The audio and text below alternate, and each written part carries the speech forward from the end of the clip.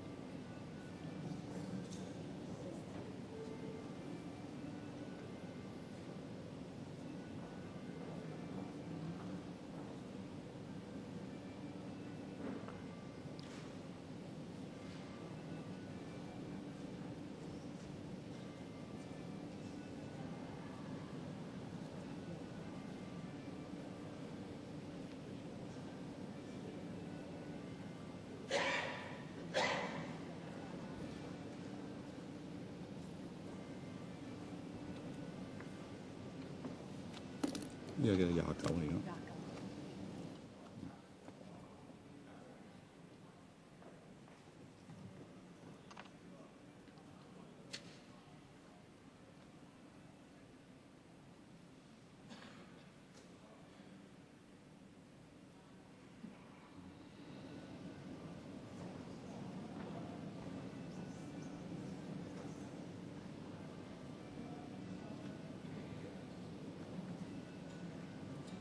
何俊仁議員 Mr. Albert HO, Mr. Deputy, this year marks the 24th anniversary of the June 4th incidents. In accordance with our tradition, I move this motion today.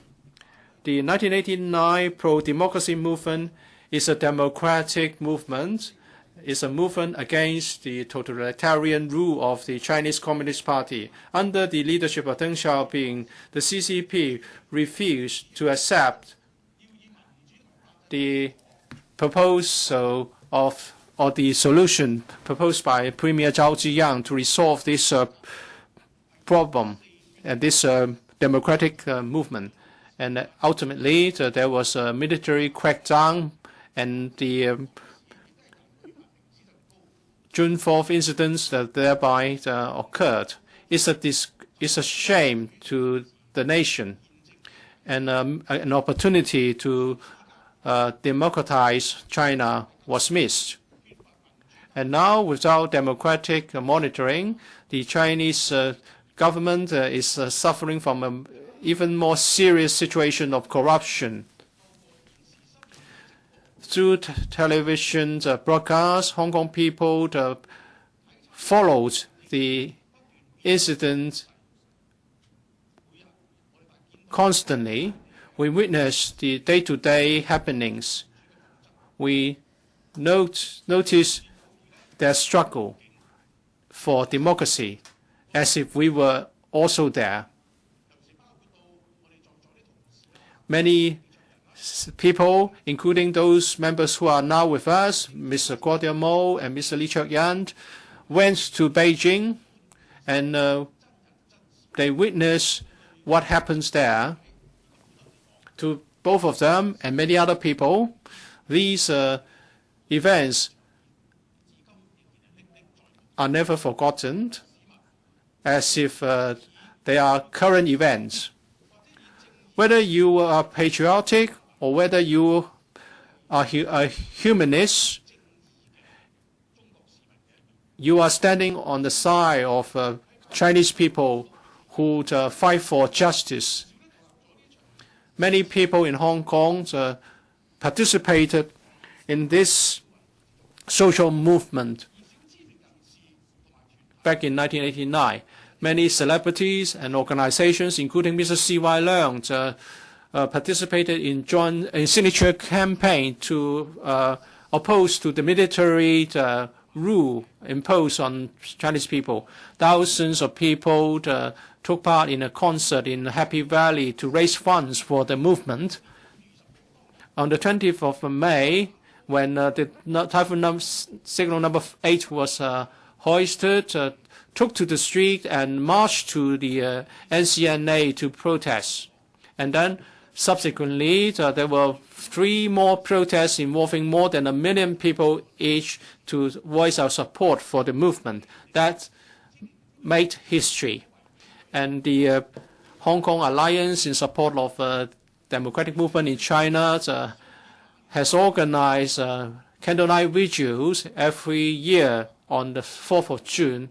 Whether we're talking about Chinese people or foreign people, they have taken part with a shared belief. Whether they are there to show their love for China or they demonstrate their concern about justice and righteousness. These people gathered in the vigil to say no to the powers that be, and to do their part in safeguarding our memory. It has been made a historical event, and that is also a record in that so many people have met so regularly over 20-odd years for a just cause. Many pro-establishment members, like what they did in the past, would give us their cold shoulders. They will not participate in this debate. Perhaps they cannot find anything right to say, and they know that we are on the right side.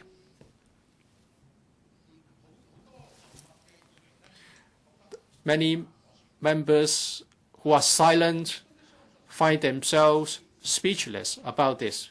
Maybe some of them will think that sooner or later the movement will be vindicated, but they don't have the courage or they don't have the sense of righteousness to tell us what they believe or what they believe will happen.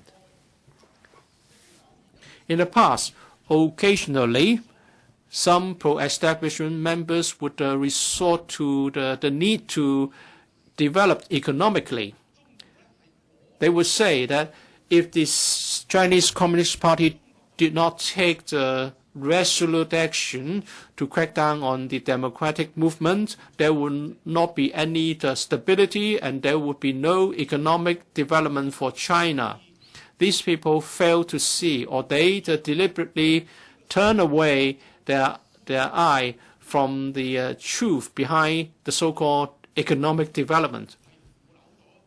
First of all, corruption has permeated the entire Chinese Communist regime.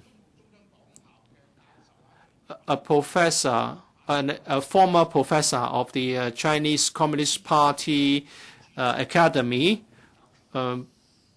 Professor Lin Jie, said that in China there are 1.18 million familyless government officials. That is to say, their family members have all moved abroad, and these officials stay behind. So how can we trust, according to Professor Lin, how can we trust these officials?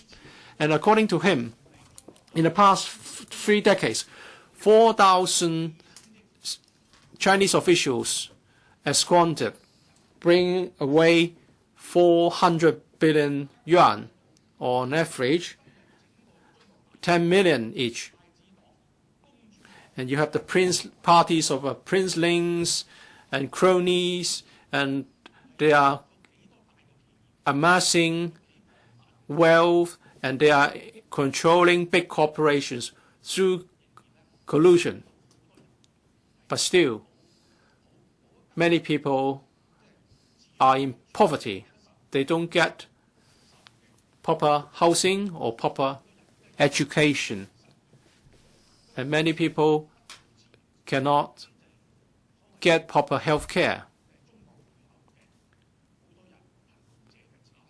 So this is the price of many poor people against a backdrop of economic prosperity. According to some mainland officials, if they don't combat corruption, the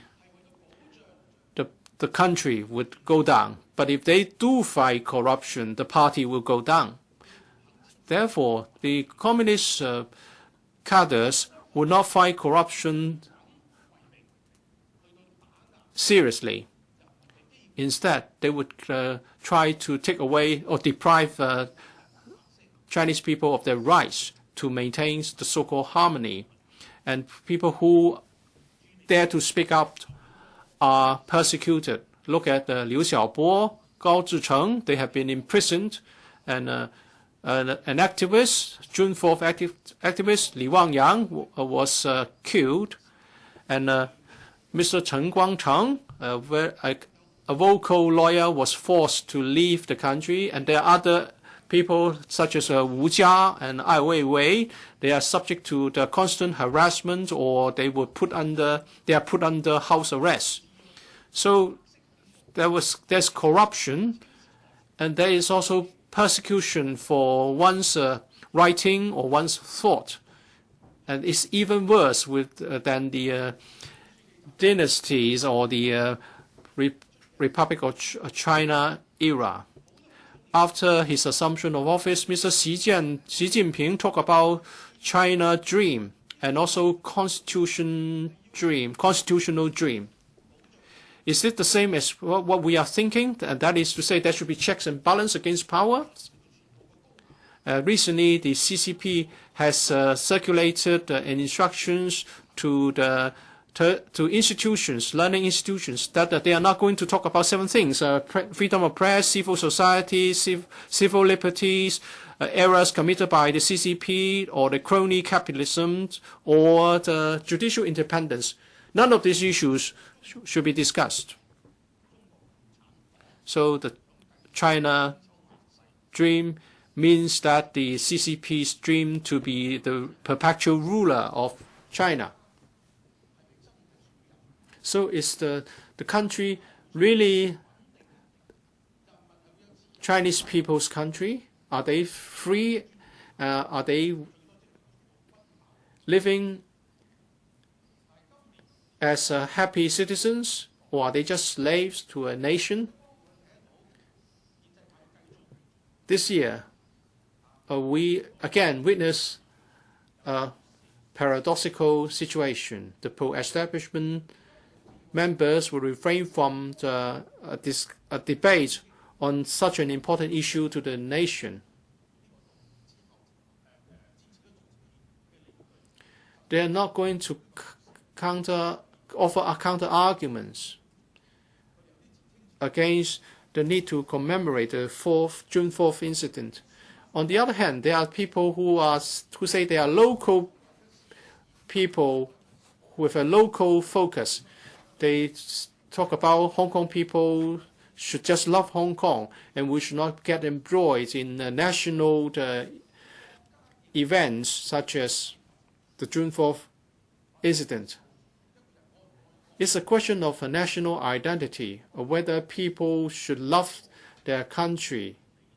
It's something very personal. It has to do with one's values. We cannot force someone to love a country, or your own family for that matter. I have to stress that the June 4th incident is not something that affects Chinese people. It's a major issue of right or wrong for everyone in the world, for everyone who has a consciousness of justice. It has to do with universal values. So please don't pick on the wording of the slogan adopted by the Hong Kong Alliance and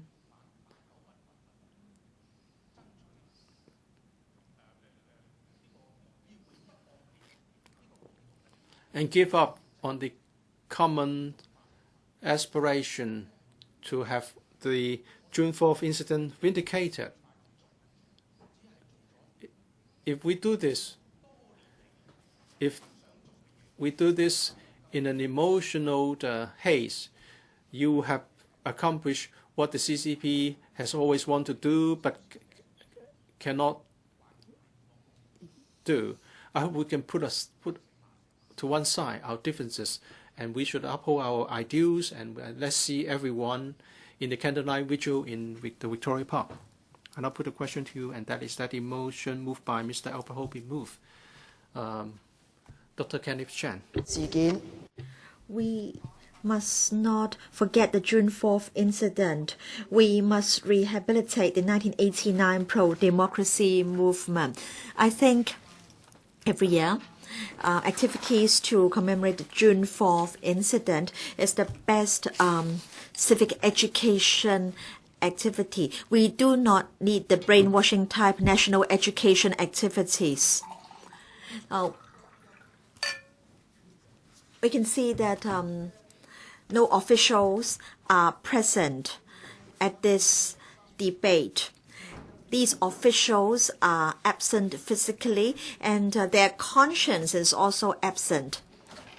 So is it that if you want to join the SAR government, you have to leave your conscience outside the government building?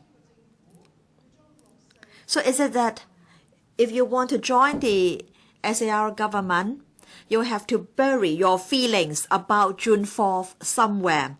These feelings must not be revealed to others, and you must not even silently remember the incident. So is it that acting in this way is regarded as loving Hong Kong and loving our country? So we can see these officials trying to brainwash themselves. In 1989, I was a third-year student at the Chinese University of Hong Kong. I and my schoolmates braved the weather. We took to the streets, and some of my friends took the risk to take certain supplies to the mainland, and they brought back latest news about the pro-democracy movement in Beijing. We, in the Chinese University, tried to collect and collate information, the latest information about the pro-democracy movement. We tried to carry out sharing sessions in schools, and some of my classmates staged a hunger strike outside the NCNA. I'm really happy to see that this torch has been passed on to the younger generation. And this year we have the Memorial Center set up at City University. We need a permanent memorial museum, and I hope that we can all do our best to make it happen. Mr. Deputy, without justice, how can there be peace? On the 4th of June 1989, in Poland, there was an election. I have come to know some friends who, on the 4th of June, celebrate the election and the right to choose their own leaders. And what happened on the same day in our country? And so I decided to pursue studies about Eastern Europe, about the collapse of governments in East European countries. Now, in our government, we have very learned officials. Some of them used to be academics. How come they've buried their conscience?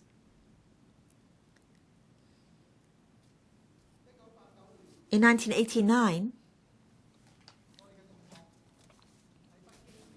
my schoolmates put together a cassette tape in Beijing, and this cassette tape contains the voices of the students, the songs sung by students, and this tape at that time was produced by the CU Student Union, and these songs have accompanied me for 24 years. And there is a song which contains lyrics which says, "You should not turn a blind eye to students who are on hunger strike. You should not ask the troops to come in. You really should not refuse to step down.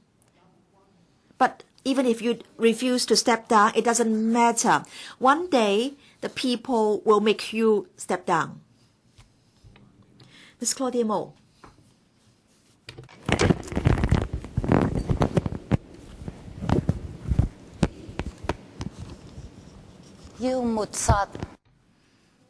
Mr. Deputy,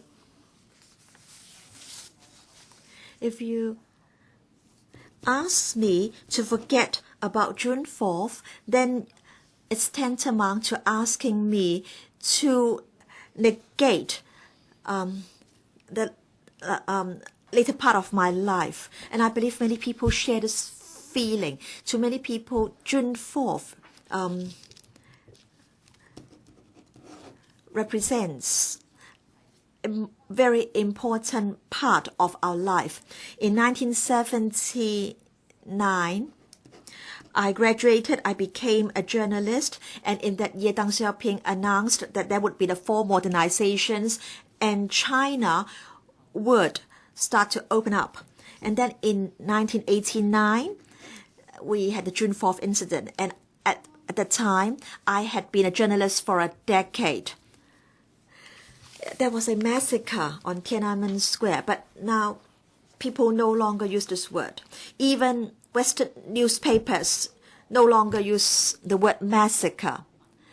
I think we all remember in that year, in Wen Wei Pao, we saw the word saying that it was a most saddening event. Mr. Albert HO in his speech mentioned Li Cheuk-yan and I. I arrived in Beijing on the 4th of June, and I was a journalist on the 5th of June. In fact, we were all very frightened. We were hiding. It was said that there would be shooting, and then understand that Canadian journalists, Filipino journalists, they were there, and they all called their respective embassies, and I myself called the UK embassy, and I was told that they could not give me any help. Keep your head down and good luck. That was the advice I got. And finally, the French embassy sent vehicles to take us away because I was working for a French news agency at that time. And at that time, our office in Hong Kong told me that I had to leave. There was no flight. No, I went to Beijing. I traveled to Beijing on a home return permit, and I came back to Hong Kong on a chartered flight by the Italian embassy to evacuate the Italian nationals. And then I did not meet Li Cheuk-yan in Beijing, but then concerning that chartered flight, there was repeated delay, and the captain told us that he was trying to do a roll call, and then there was someone called Li Cheuk-yan on the plane, and the Beijing public security officers wanted to take him away. And of course, I was very worried, and I knew who Li Cheuk-yan was. So this is history. So concerning the so-called local or pro-autonomy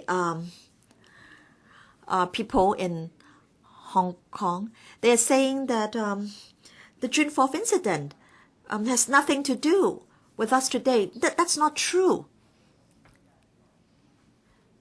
Mr. Albert HO, in fact, gave us the background very clearly in his speech when he moved the motion.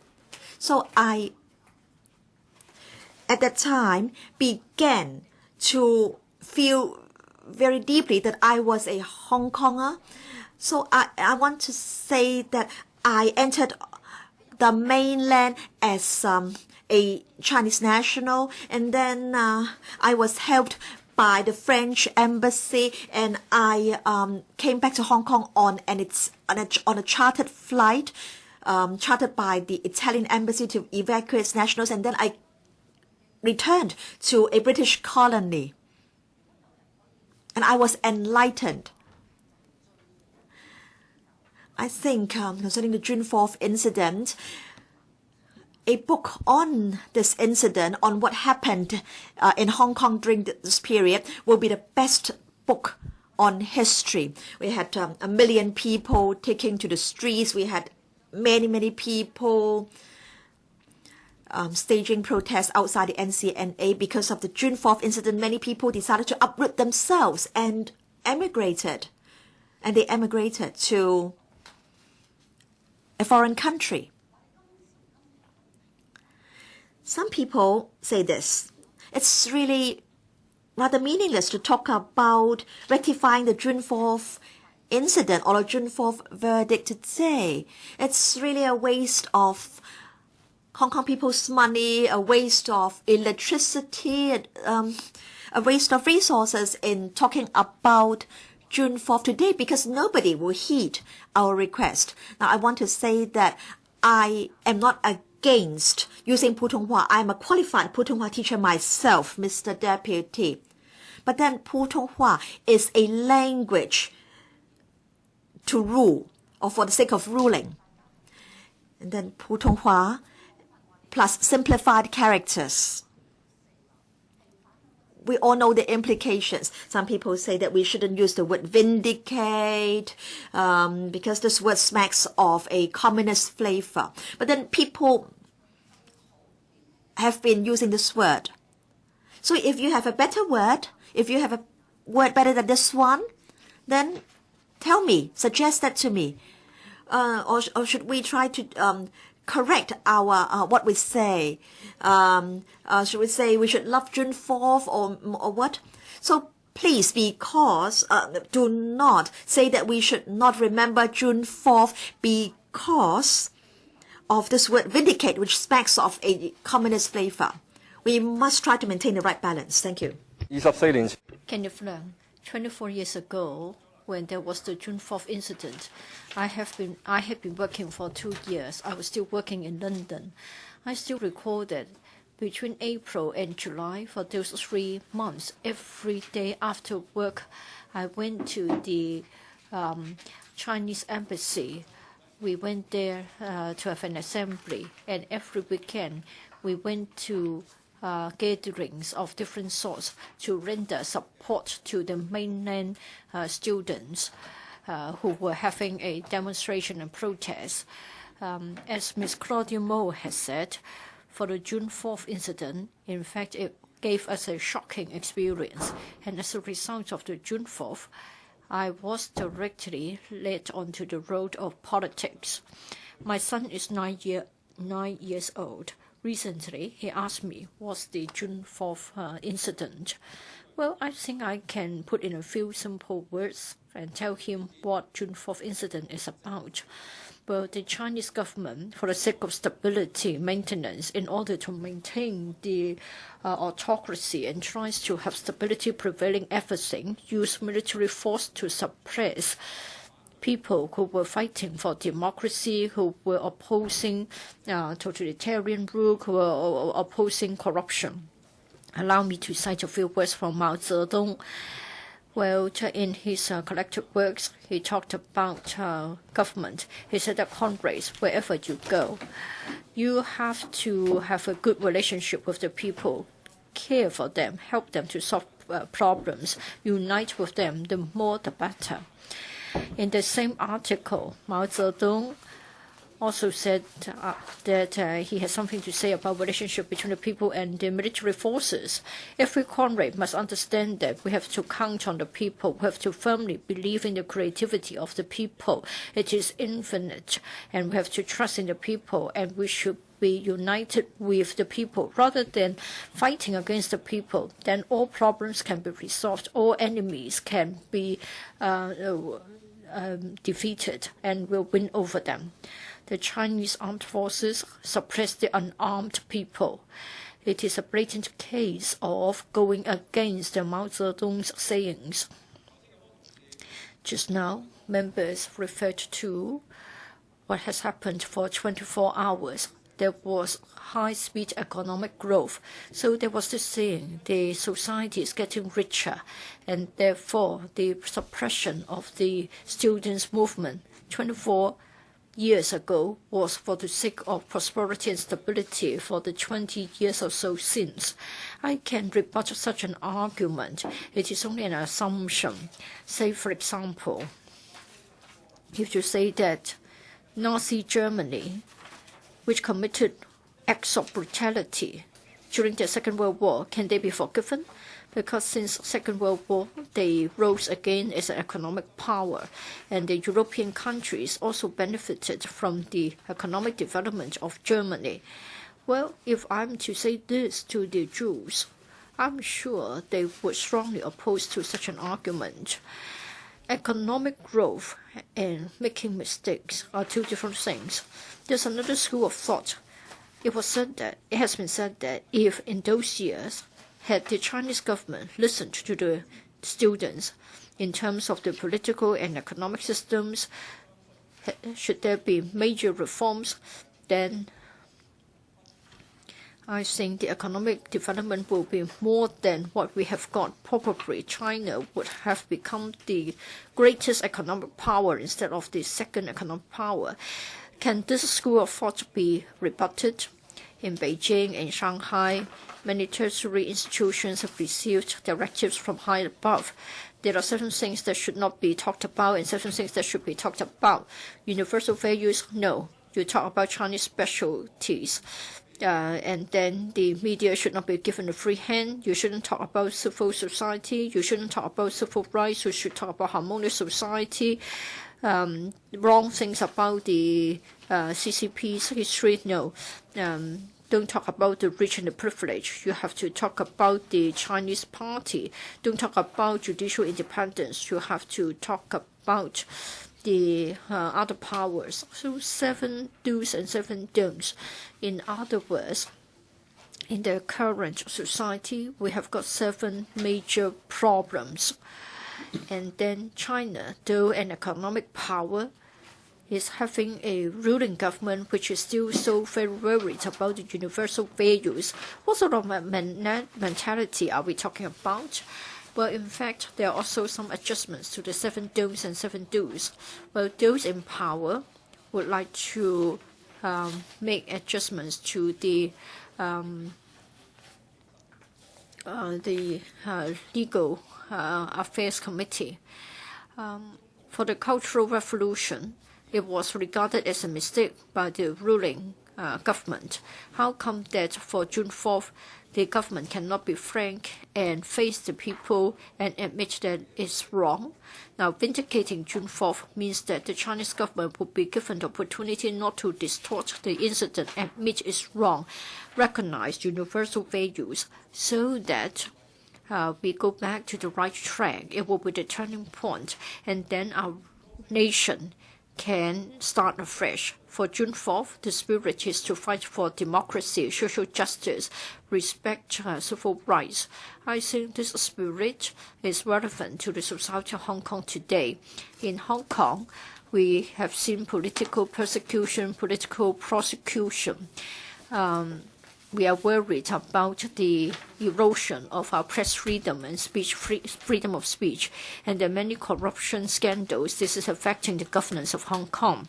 We're also worried as to whether the practices of the mainland society have arrived in Hong Kong, like showing no respect to rules and regulations. We are free to commemorate June 4th, so we should do our utmost to defend our core values. We should strive for freedom, openness, and equality, and that's the best way to remember June 4th.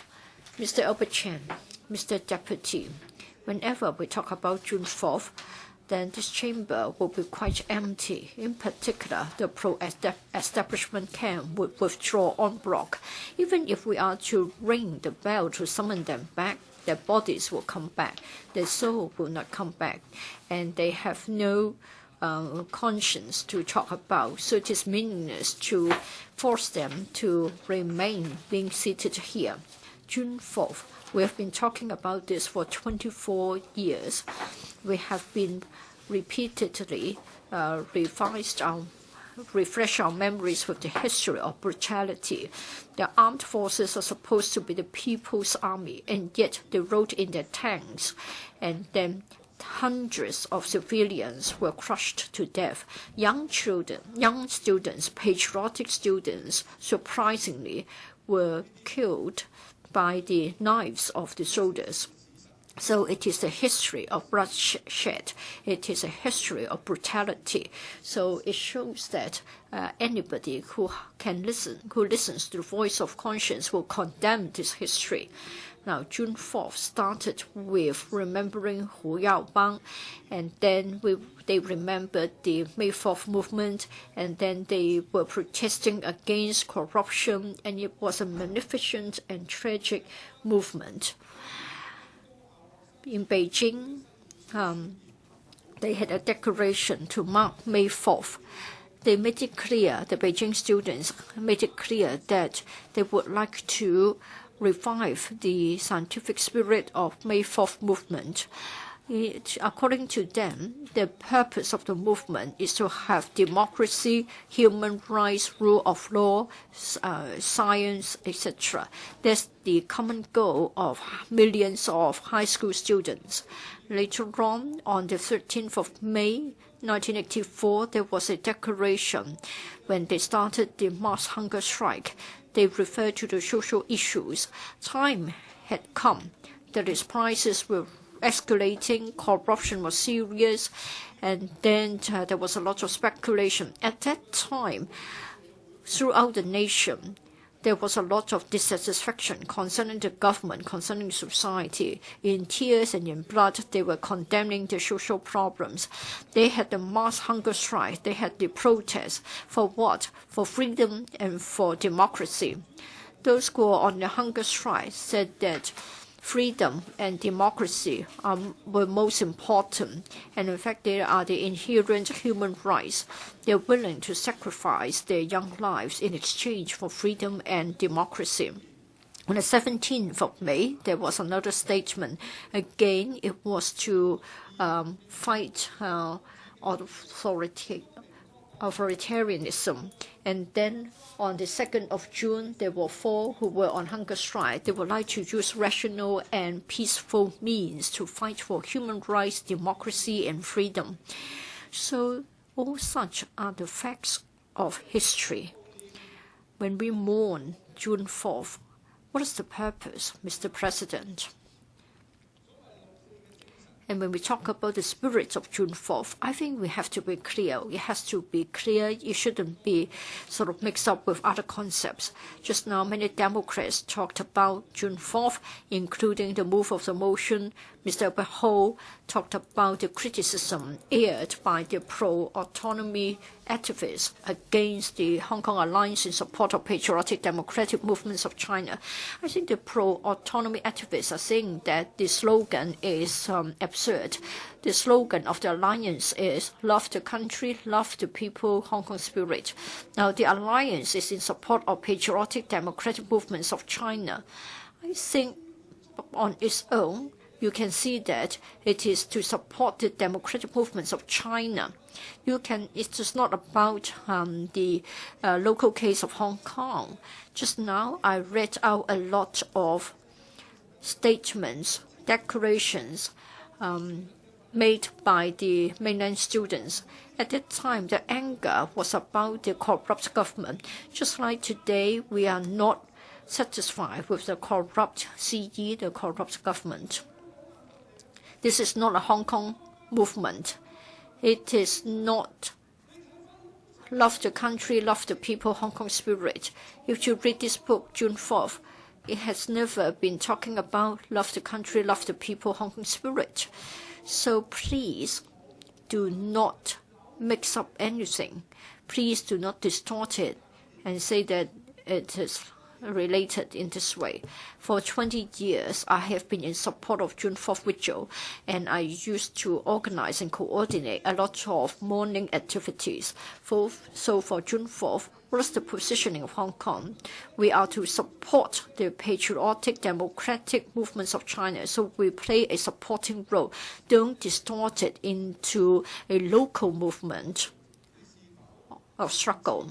As to whether you are willing to support the patriotic democratic movements of China, it is a separate issue. For many years, I'm in support, and as of today, I am also in support. We have to remember June 4th because we have to make sure that those who are indifferent, especially the pro-establishment camp, who is still having the voice of conscience, to wake up. For 20 years, the Hong Kong Alliance has been successful in waking up the young people so that they know what happened. It's against corruption, it's against power politics, it's against use of force to suppress the people. We are against a government which is brutal. So we mustn't deny the work of the Hong Kong Alliance, and we need to take part continuously. We have to take part in such a movement to make sure that the people will not be suppressed by the government, will not be manipulated by the government. Another purpose of observing these incidents is to pursue those who are responsible. This is one of the purposes of remembering June 4th. As long as the Communist Party is in power, the June 4th activities will continue. We want to overthrow a government which is totalitarian, which hasn't got the support of the people. Mr. James To, Mr. Deputy, the slogan for this year's June 4th ritual is to love the country and to love our people. That is our Hong Kong spirit. The June 4th incident started as a students' movement. It was that way, it's always that way, until it's vindicated. We don't want to remember the painful past, but we dare not forget it. Mr. Wu Yangbang passed away in 1989, and many people mourned his death. And then there was a 2-month-long student movement at Tiananmen Square. Students and workers took to the street. They staged hunger strike. They chanted slogans for democracy, freedom, and the rule of law. They are against corrupt officials. So that was the start of the June 4th movement. And many people in Hong Kong were moved by their sincerity. And they started to think about their own identity and the future of Hong Kong. Back in 1989, the people braved the number 8 typhoon and took the street to support the compatriots on the mainland. We hope democracy and freedom and the rule of law can be realized in China. We also want to oppose official corruption. That's Hong Kong spirit. Or that we do not care about what happened elsewhere, and we do not espouse these values. The so-called local or Hong Kong first activists would say that we better forget the June 4th incident. We should develop democracy locally, and they also want people to boycott the candlelight vigil. And a person called Wang Fandi, who is supposed to come to Hong Kong for a P-Park concert, and his wife Zhang Xianling was also an activist for the survival family members of June 4th victim.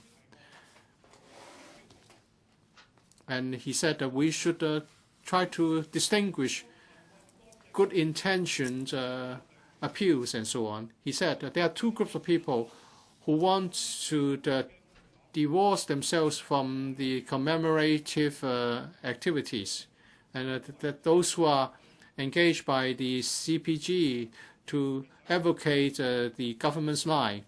Second is those who regard themselves as non-Chinese. Madam Zhang said that many mainlanders come to Hong Kong to buy the powder formula because they cannot trust the food provided on the mainland. And also, if there's no democracy on the mainland, that's difficult to have democracy in Hong Kong. Either side can try to just improve their own system. And the Communist Party is very skilled in trying to divide people. They will try to hire people to create an illusion. And Madam Zhang said that you haven't had the benefit of various political movements from the land reform and through the others. Madam Zhang understands what's useful. How can you say the candlelight vigil is not useful? How would you say that other things would create immediate results? Are you going to take up weapons and try to initiate a revolution? The more people who take part in the candlelight vigil, the brighter the candlelight, the road to democracy will become wider. So the Victoria Park vigil carries a lot of significance. I agree with Madam Zhang, and I would like to quote her and therefore put her remarks on the record. I hope that the message can be carried to the next generation. Over the past 20-odd years, the CCP has continued to persecute Chinese people. It is paying lip service to combating corruption. It's trying to limit our democracy and also try to influence our way of life and system. The June 4th movement did not end in 1989. It's just the beginning. We insist on the rehabilitation of the June 4th movement. We want to get rid of corruption in the market, in the government. We want people to live a content and rich life. The movement started as a patriotic movement by students and ordinary citizens. It was that way. It has always been that way. Until the time the June 4th movement is vindicated, I would expect to see all of you in Victoria Park on the 4th of June. Ms. Ho. The tragic slaughter of protesters and students back in 1989 originated in people's opposition to the official corruption and also the fact that the government would decided to crack down on a student movement. It started as a morning activity for a relatively clean official, Mr. Hu Yaobang.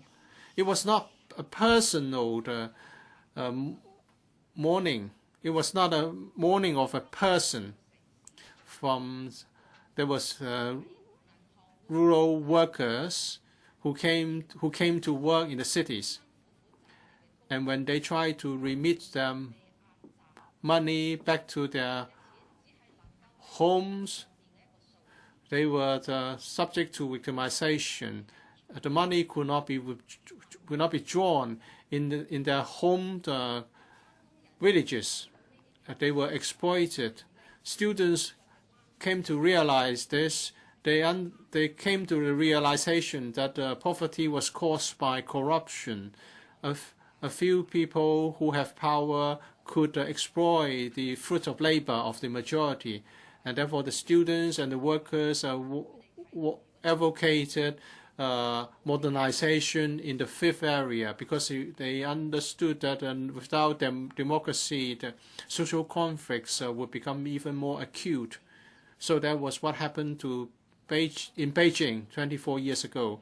We in Hong Kong back then were in a state of stress and heightened worried because the handover was imminent.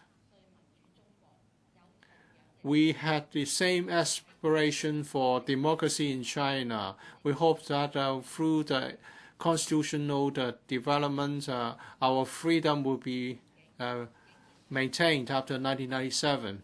And now the corruption that we feared has become more and more reality in Hong Kong. We have Mr. C.M. Leung who tried to get the deferred benefits Mr. Donald Tsang got lavish entertainment and hospitality by rich people, and Mr. Timothy Tong was caught in a scandal of corruption, and Mr. Barry Zhang is suspected of collusion. And people have tried to get rich by property speculation, and the members and senior of this council and senior officials not excluded. With a monopoly of power and with the clamping down of voice of dissent by the police, I think there's an even bigger need to educate the next generation that without democracy we can never fight corruption. Hong Kong people must stand united in fighting against democracy and to fight for democracy so that we have a rational and democratic system, and then we can lift people out of poverty. Back in 1989, those students fought against corruption. And now we are asking for the same. This is very much a local matter. And we have to pay attention to our identity and how can we establish a civic society here. In the past, people were apolitical. They would not take part in protests. And even when interviewed, they would try to have their face covered. Back in 1956, there was a riot, and in 1967, rioter planted bombs on our streets. But the apathy was broken. In 1989, people took to the street. They walked up the Island Eastern Corridor. 1 million people occupied the Island Eastern Corridor. That was the fact, although we did not use the term occupied. And people who love to get rich gathered in Happy Valley for a concert. Miss Anita Mui participated enthusiastically. Today, Mr. Wong Yiu-man and Mr. Ho Wen-si also became active participants. In 2003, on the 1st of July, Hong Kong people no longer fear public demonstrations. They were active activists and participants. We all stand out and express our views in the most innovative way. The protest in 2003 has affected local people, like Mr. Chan King-fai. They have been striving to protect our memory, and also the Choi-yuen Street and Long May Beach. They would like to, and also Queen's Pier, and Wang Jifeng, Lim Lok-yin have all been affected by the 2003 protests. They have staged massive rallies to fight against the introduction of national education. And I saw a picture with a 3-year-old taking part in one of the activities. They are the future of Hong Kong. We are talking about a continuous stream of events with tradition passed on from one generation to another.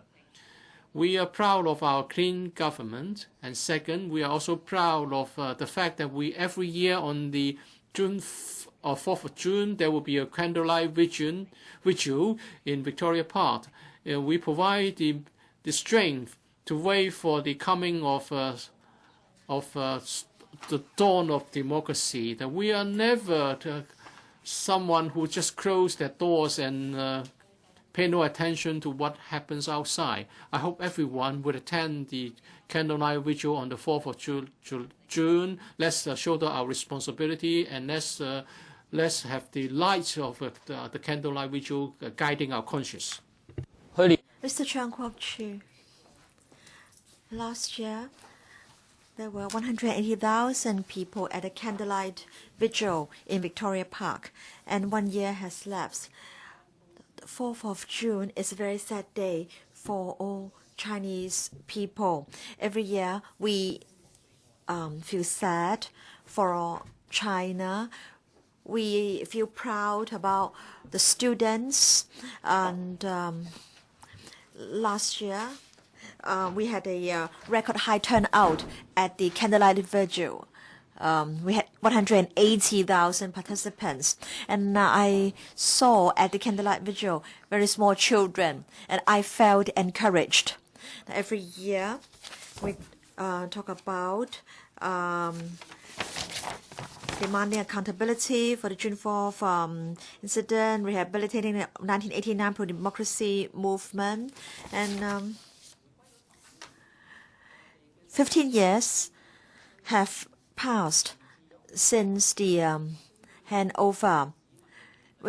And we've seen the SAR government trying to suppress democratic development and movements in Hong Kong. Some June 4th activists are still living in exile, and they haven't had a chance to return to their home country. They can't be reunited with their family members. Some are still in the mainland. They are under house arrest or under close surveillance. Last year, Professor Fang Li-zhi passed away. He died without being able to see the vindication of June 4th. So I experienced June 4th, and I really hope that June 4th can be vindicated. I can still remember very clearly scenes of tanks rolling over innocent people. I can still hear the shots of rifles. But in the past 1 or 2 years, we began to see young people continuing the cause. This year, we saw the success of the movement to say no to national education. And I hope that we can all uphold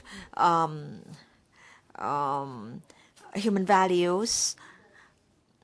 And I hope that justice will be done. Liu Xiaobo, Chen Guangcheng, Li Wangyang, and also the daughter of Zhang Lin. You can see what has happened to these people. So if China can't face up to what it has done, then there will not be true democracy in China, and there will still be a lot of tragedies where people are oppressed and and people will continue to suffer. Now, one mainland student told me that he had not experienced June 4th, but he knew how to be someone with a conscience. So I think we need to tell the younger generation that they should learn about the truth, and they should have a conscience. Hong Kong people's insistence in remembering June 4th, in seeking its vindication, has not been dampened.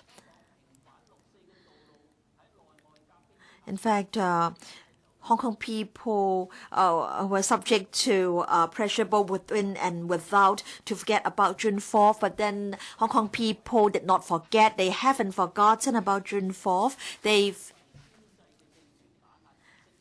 not given up because of oppression and pressure from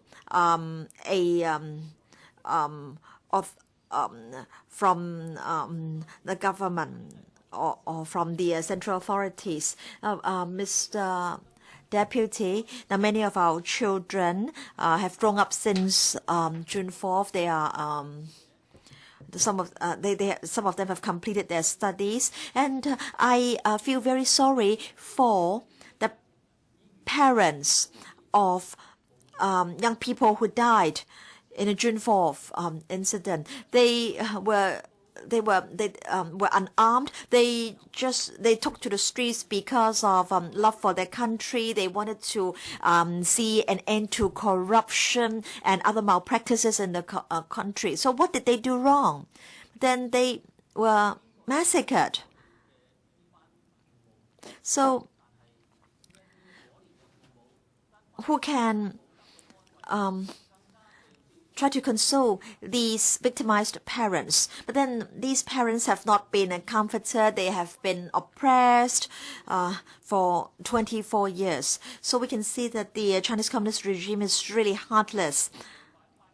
Mr. Deputy, we insist that the 1989 pro-democracy movement be rehabilitated, and we demand accountability of the June 4th incident. We want to see reconciliation between the government and the people so that our country will become prosperous and stable, and so that people can live in happiness. So we'll see you in Victoria Park on the 4th of June.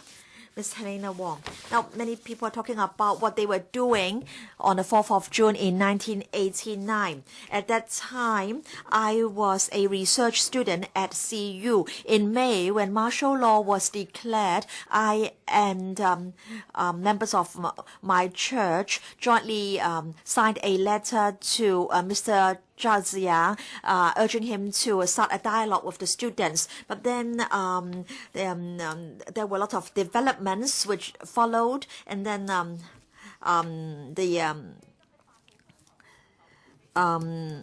then there was ruthless oppression. Between May to June, we staged lots of demonstrations and protests in support of the students. And also between May to June 1989, we in Hong Kong had 3 mass demonstrations with a participation of over 1 million people. So this is a very important part of Hong Kong's history. So will you call these activities local activities about Hong Kong's autonomy? I just want to say that at that time, Hong Kong people felt very deeply about what happened. After the June 4th incident, I furthered my studies in the U.S., and my first assignment was on the June 4th movement, how it started at over 300 places in the mainland.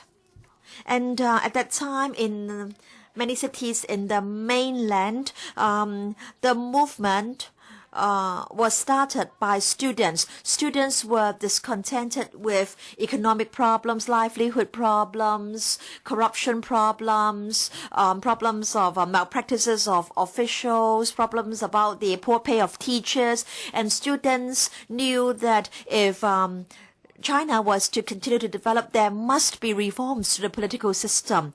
At that time, students were remembering Mr. Hu Yaobang's death. They assembled at the square. They discussed the future of the country, and then the assembly evolved into a movement which swept the whole country.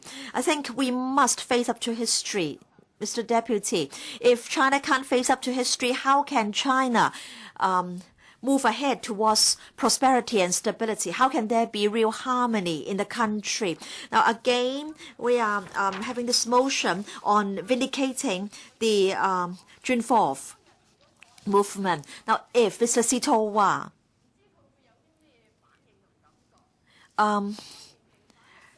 were here, how would he feel?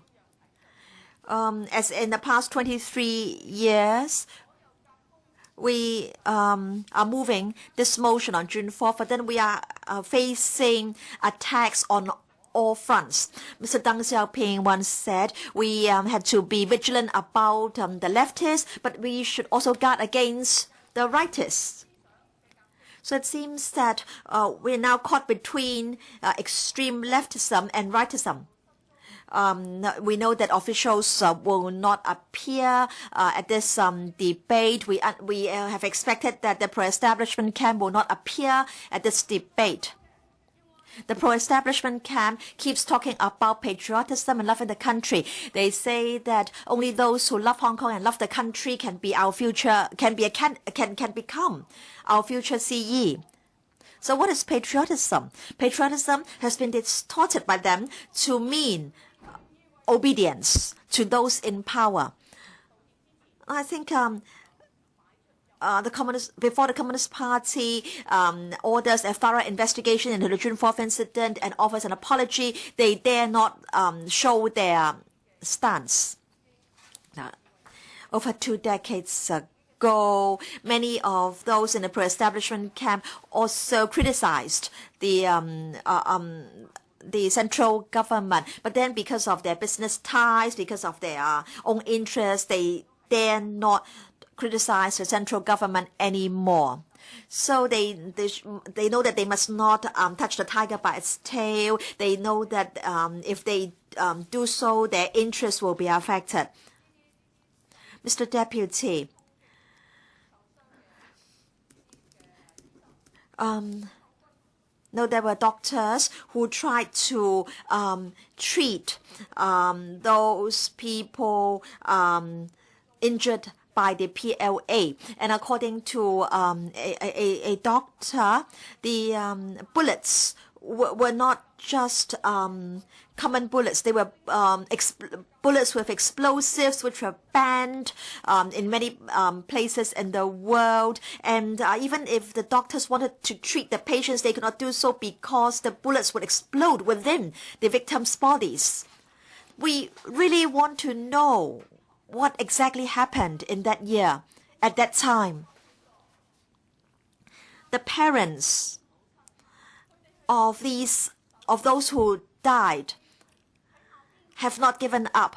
The Tiananmen mothers want to find out how many people died on the 4th of June that year. So we want to know the truth. Now some people say that we should have a pro-autonomy movement here in Hong Kong, and we should sever ourselves altogether from what is happening in the mainland. I do not agree. Love the country, love the people. 24 years ago, the Hong Kong Alliance in support of patriotic democratic movements of China produced a T-shirt, a white T-shirt with red characters. I still have it in my wardrobe. I want to say that when we talk about loving the country, loving the people, loving Hong Kong, and loving democracy, all these are not exclusive to each other.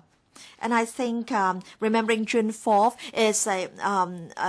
is also about loving Hong Kong and loving the people. And so we should rectify the June 4th incident, and we should never give up. Emily Long. Time flies. It's 24 years. It's time again to remember what happened 24 years ago. That is, those who died in the massacre at Tiananmen Square.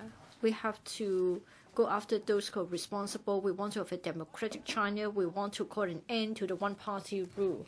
Some have said that it is even more difficult than ever. Albert HO and others have talked about the rulers of the communist government. They had listed 7 do's and 7 don'ts in relation to what could be said and could not be said at the tertiary institutions. Now, with one country, 2 systems, justice, freedom, democracy can still be talked about in Hong Kong. But it's more than 7 do's and don'ts. There are another 16 rules, so that they would like to tighten up the ideological work of the teaching staff at the tertiary level. So, in fact, it has been issued by the propaganda departments. It is said that a small number of young scholars are quite at a loss in terms of their ideology. They are not quite clear about their political ideas. And so the Central People's Government would like the universities to make sure that they learn the right theories so that they are politically correct, so that they won't say anything which jeopardize the healthy development of the young students. So what they're supposed to do, the young teaching staff have to have their ideological positions being assessed regularly. In other words, they have to be re-educated. And such teaching staff must also help in making sure that the students have the right ideological sort of attitudes. Otherwise, they don't get any promotion. For President Xi Jinping, for a brief moment, we were led to believe that there might be political reforms. But then, tide after tide, we have been presented with such moves. I think we have become disillusioned as to the chance of reforms. But I don't think we can afford to be disillusioned. And recently, at the website of People's Daily, there is this People's Forum, and they have carried out an opinion survey. It was found that 80% of the netizens are against one-party rule. So, Mr. President, you cannot withhold the tide of popular opinion. Well, I'm a member of the concerned group of the lawyers helping to defend human rights. 24 years ago, students who stayed at the Tiananmen Square, they had 7 demands. One being that the leaders and their family members should disclose their annual income as well as other sources of income. Mr. Albert HO referred to how many have escaped, carrying with them lots of money to overseas countries, asking the senior leaders and senior officials to disclose their wealth. I think the human rights lawyers have played a very important role. In year 2008, there was this law on the right to information in the government. And so usually human rights lawyer would like to ask for disclosure of information, disclosure of figures. Usually they would ask the party secretary to disclose their wealth as well as the amount of money spent on building office buildings. Usually the request is turned down, and then they will ask for an administrative review to explain why the application to get such information has been turned down. Generally speaking, such requests have been turned down and rejected by the court. But then the true meaning lies in the following: to make sure that the citizens of the mainland can understand that we can take the government to court so as to exert pressure on the government and to make it accountable to the people. They are very brave, the human rights lawyers, and they have accumulated a lot of knowledge and experience. And the lawyers have also prepared teaching materials. They have also organized training sessions so that the people know they can use the legal system to defend themselves and to safeguard their rights. We are fully behind them. Lately, there is this movement, and people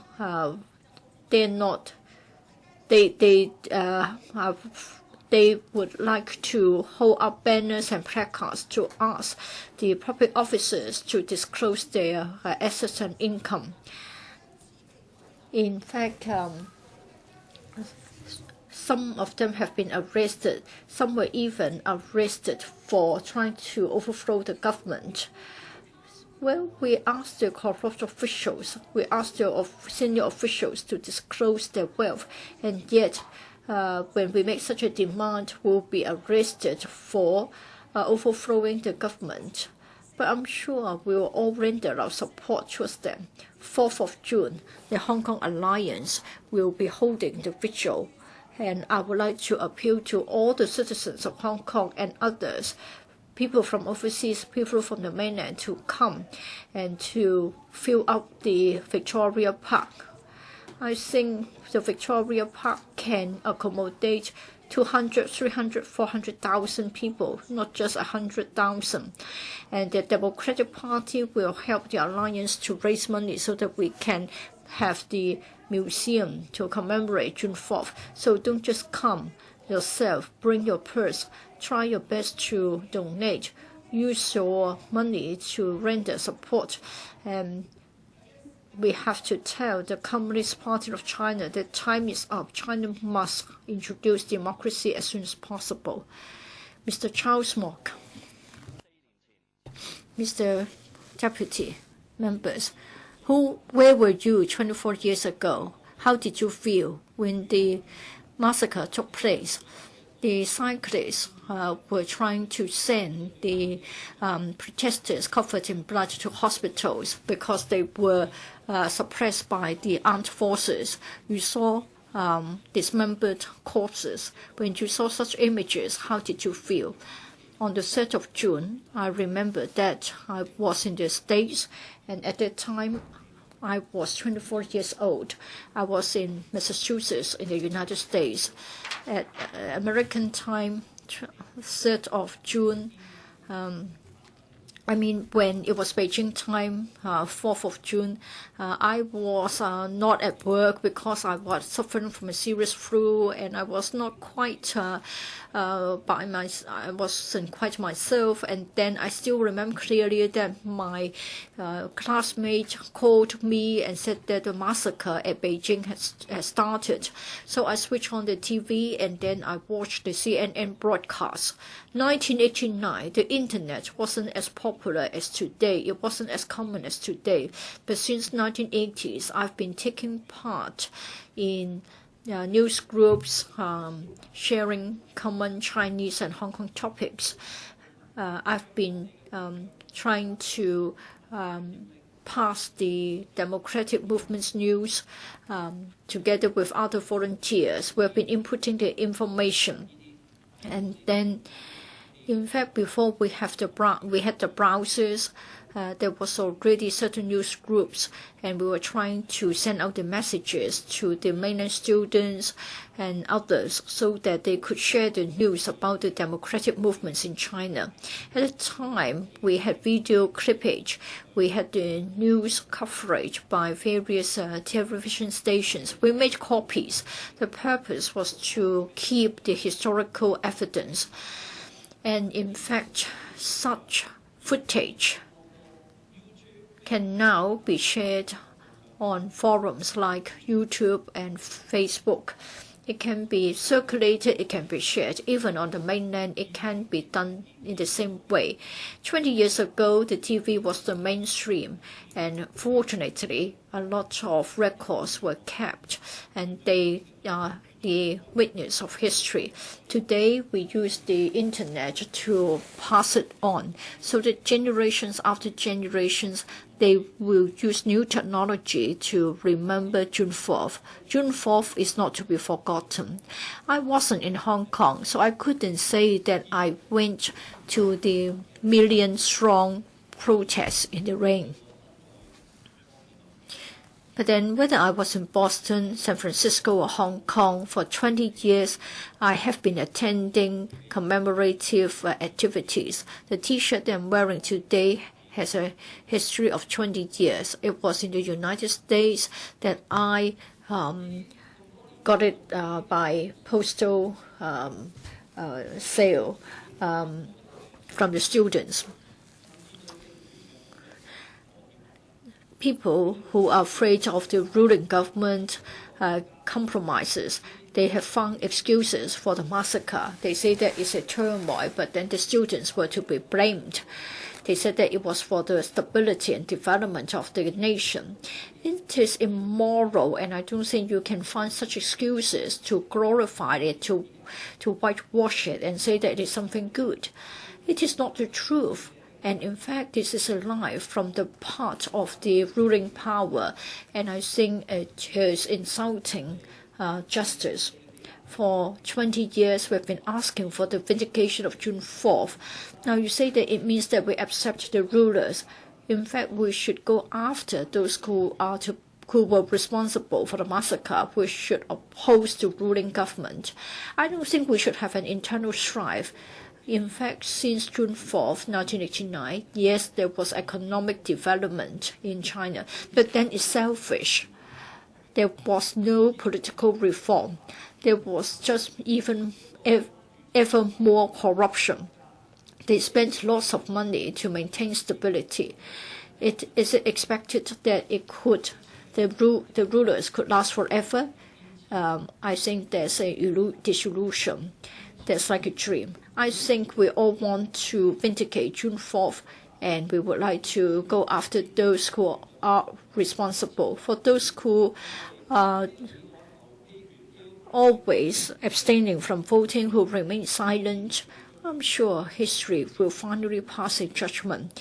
They have taken the wrong side. They have gone back on justice.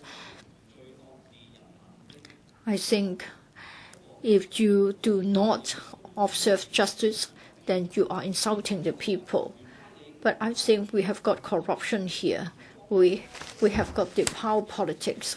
Now, for those who befriend the brutal rulers, they think that they are being practical, they are being realistic.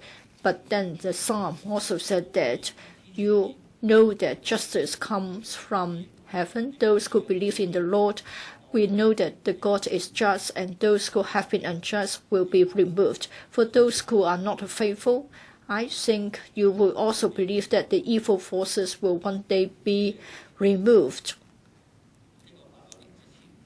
Mr. President or Mr. Deputy, before 1989,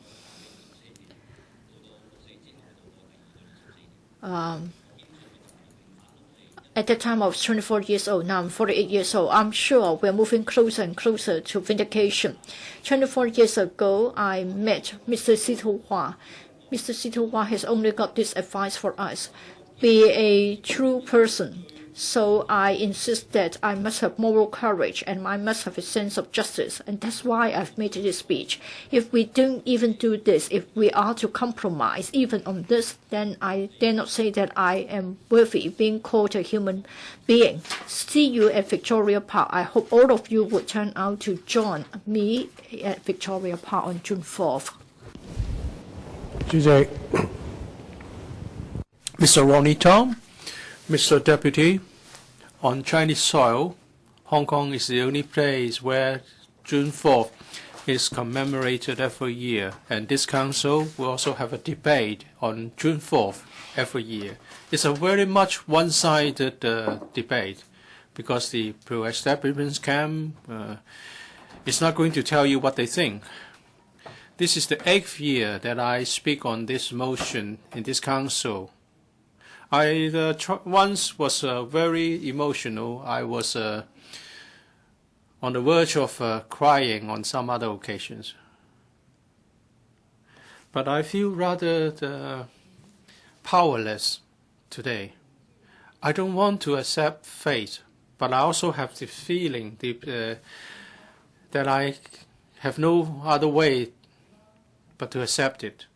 I've been told by the pro-establishment camp that I should cast my sight forward. Don't be bogged down by what happened 24 years ago. Yes, I look forward. What I see is the lesson we have learned for 24 years, and no one has tried to learn a lesson. Next year, on the 1st of July, we may see something similar to the June 4th incident. We may not be able to see the PLA on tanks trying to suppress protesters in Central, but there will be a big protest. Why do Chinese people have to go down the same route again and again? I've tried to ask myself, how did the June 4th come about? We can all recite the historical facts, but what's the meaning behind those facts? Mr. Deputy, what I can remember is that June 4th started because the students and the workers mourned Hu Yaobang in a peaceful manner. But on the 26th of April, the People's Daily branded this as a turmoil. As a result, more people took to the street, more people went to Beijing. And on the 18th of May, student representatives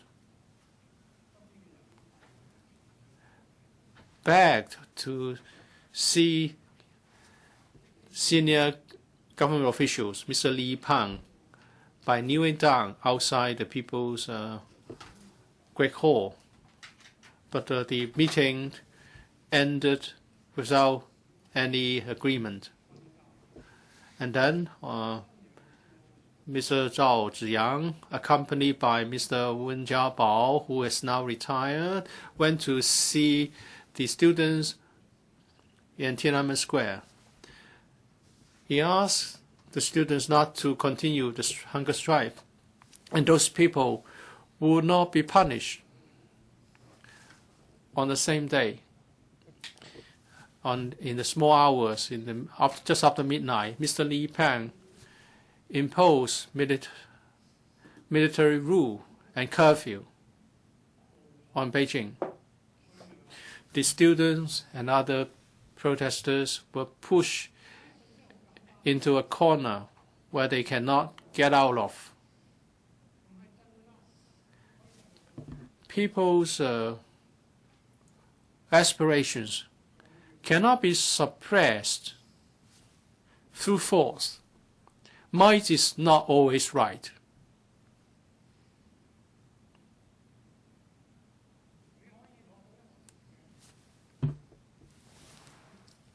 You may get stability for a short while, but you will lose out in terms of your assessment and reputation in history. Our aspirations in Hong Kong now are not that much different from those students' aspirations. We want democracy. We are against corruption. In Hong Kong, the successive terms of SAR government have become more and more corrupt. Democracy is moving away from us. Freedoms are on the decline. Mr. Deputy, I'm not someone in favor of a fight or extreme action. But now, what more can be done? Perhaps the pro-establishment camp members can stand up and tell me and people of Hong Kong what more can be done now. If you can tell us something, we'll try to do it. If you can't, I hope you'll try to be responsible to your own conscience. Mr. Wong Yuk-man. Mr. Deputy, commemorating June 4th should be locally based. This motion is an annual show of political attitude. The Pan-Democrats do this annually to pro-establishment camp refrain from participation every year. This has become some sort of a routine. This dichotomy also leads to lazy thinking. The Pan-Democrats always think that they represent justice. They have tried to marginalize internal dissent.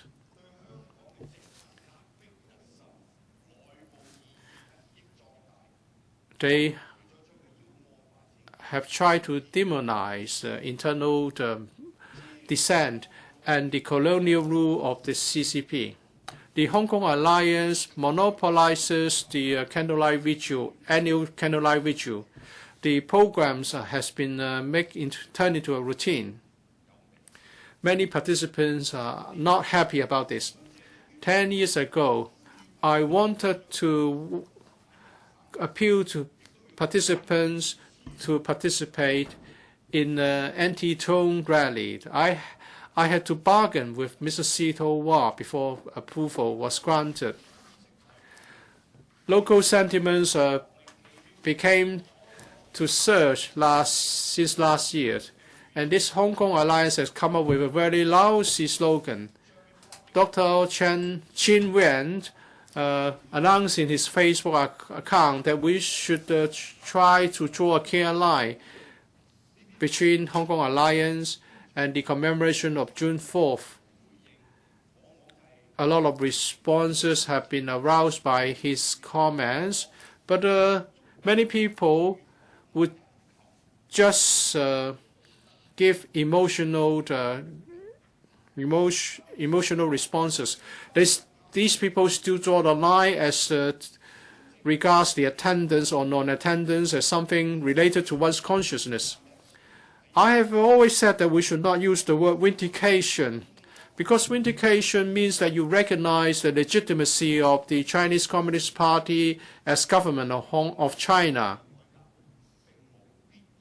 And also vindication has nothing to do with constitutional reform.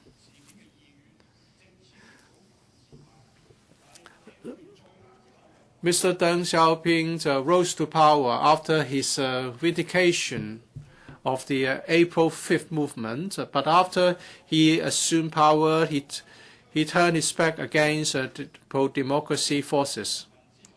After 1989, there was similar slogans saying that Hong Kong has no future if China is not democratic. And after the June 4th, people resort to fatalism or resorted to a failure mentality that Hong Kong will have no democracy if China has no democracy. Now we're here to discuss the motion on the vindication of the June 4th movement. It's something very serious. I don't know what Dr. Helena Wong is laughing about. What's so laughable? Why? Well, you perhaps you can allow me to respond, Dr. Wong, Mr. Raymond Wong.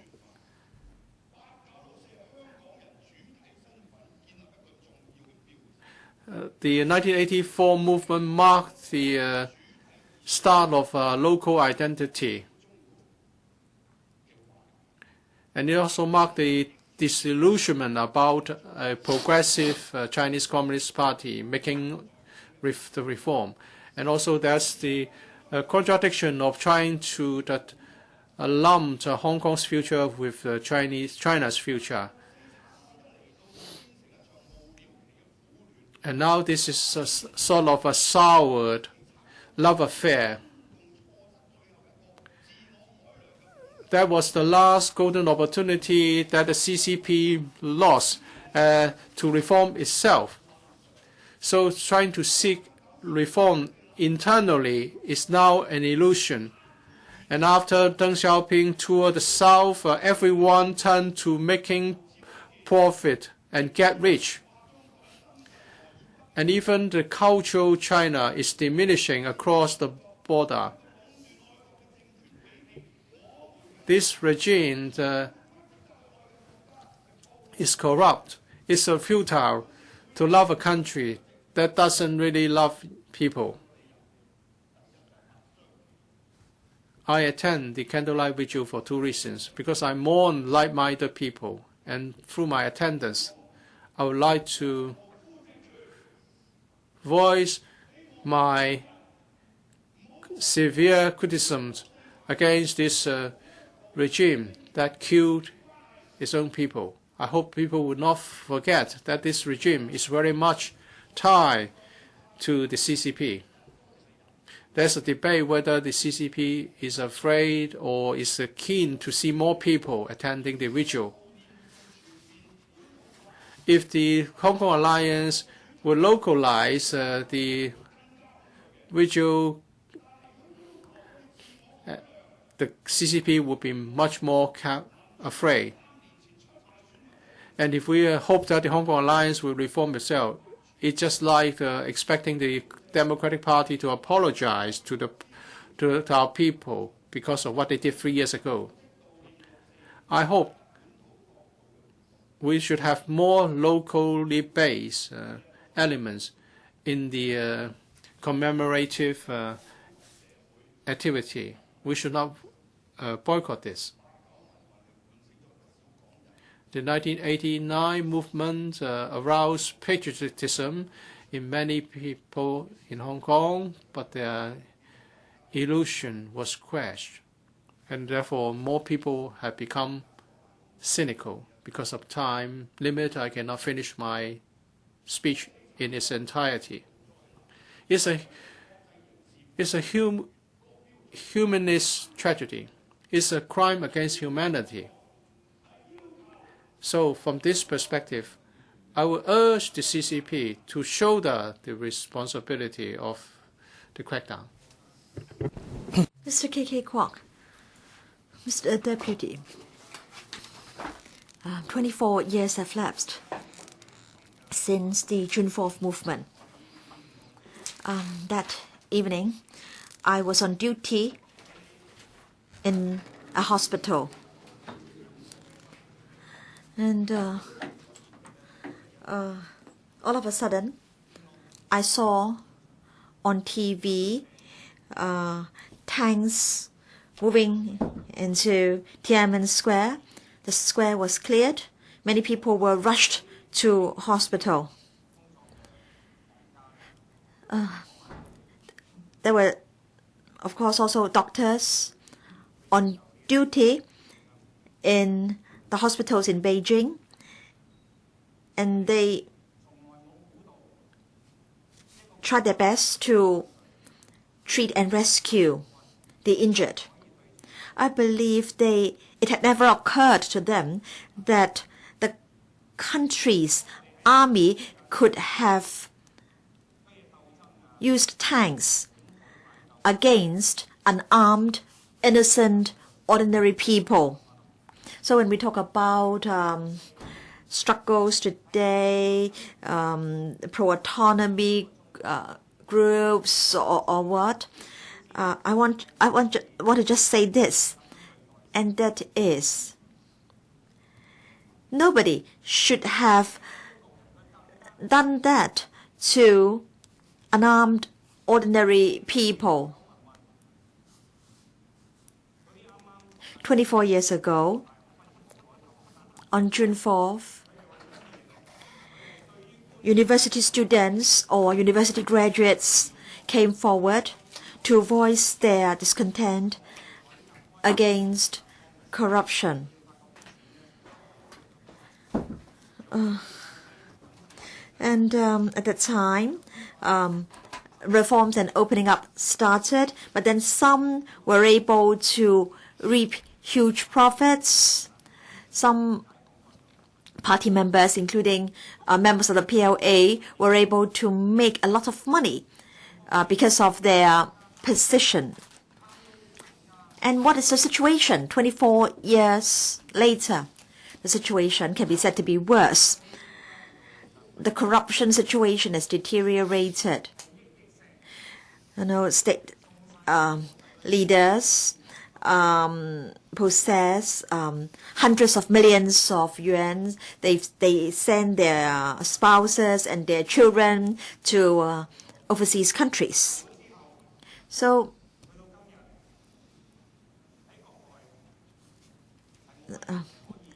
those young people,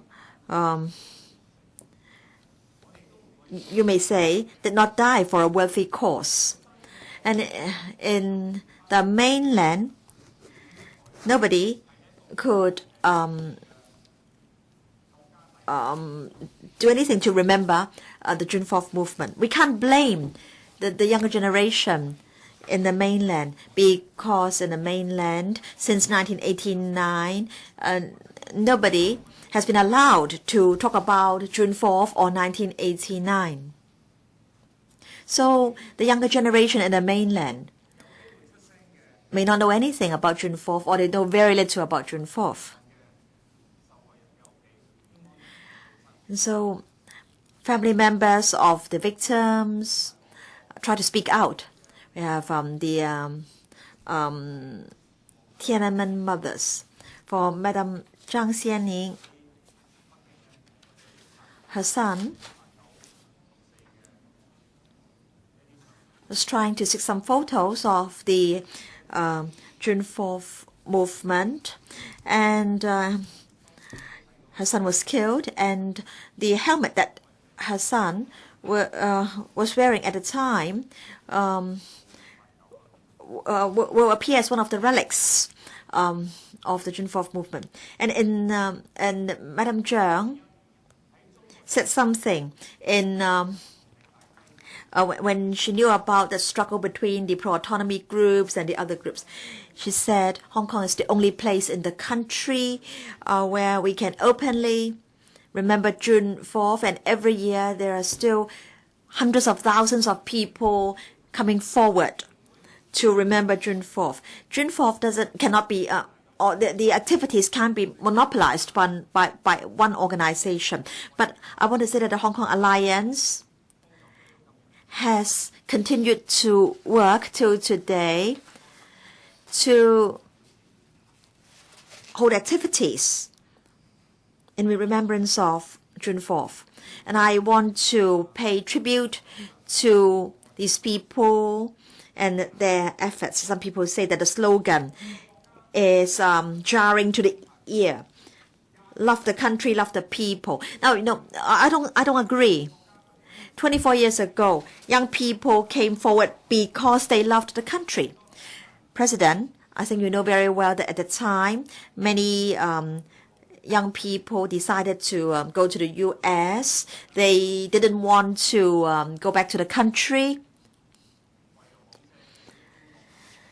And today we see the younger generation of powerful officials driving luxury cars, studying in the UK, studying in the US. Those young people shed their blood because of the love for their country. And I believe many people in Hong Kong also love the country, and that's why they want the June 4th movement to be rehabilitated. This is the common wish of millions of Chinese people. And that is the 1989 pro-democracy movement be rehabilitated. I hope that this year more people will attend the candlelight vigil in Victoria Park. I will be in New York on June 4th, so I can't go to Victoria Park, but even if I'm in New York, I will still be remembering those who sacrificed their lives in the pro-democracy movement. Dr. Joseph Lee, I think it's a fact that we had the June 4th incident or movement 24 years ago. Every year there is a motion in LegCo on the 1989 pro-democracy movement. So you can say it's a debate. You can say it's a chance for us to voice our feelings. And I believe some members have stuck onto the same script for 20 years, over 20 years, with only certain amendments or minor amendments to the content. So, but this year there is just this row over whether we are upholding our autonomy, whether we love the country, love Hong Kong, love the people, or what. But I think whether you still remember those who died in the movement, or whether you want to strongly criticize the government, the central government, I think one thing is important, and that is we need to constantly remind ourselves what the June 4th spirit is. Over 2 decades ago, there were students, workers, and Democrats in the mainland who made use of their lives to remind those in power that there was a need for democratic development in the country. There was a need to fight corruption in the country. And I think we need the spirit. In fact, each country needs the spirit. according to some newspaper reports, some mainland students who are in Hong Kong express their gratitude to Hong Kong. They say they are grateful to Hong Kong. In fact, Hong Kong could have decided not to hold such activities to remember June 4th. But Hong Kong has been doing this year after year. And as a result, these students know that every year in Hong Kong, we keep reminding ourselves that in China, there is a need for democracy, for liberty, for an anti-corruption drive. In the mainland, there is this chilling effect. People dare not speak out against problems in the country. But then in Hong Kong, we are privileged.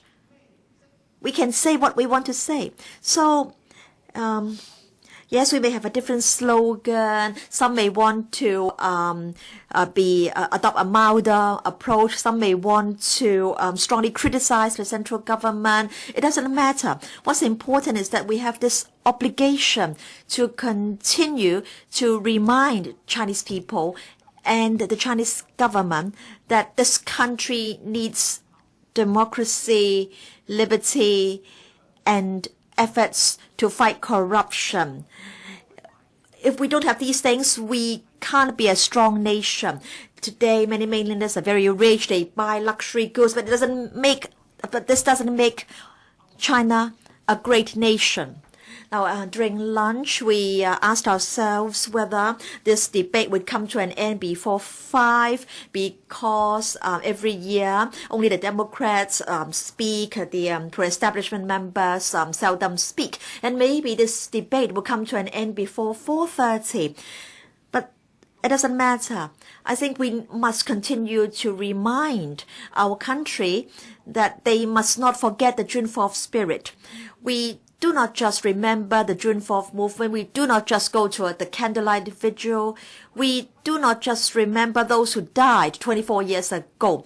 We need to keep reminding ourselves that our country needs democracy, liberty, and efforts to fight corruption. So here we can tell our country, we can tell the central government what needs to be done.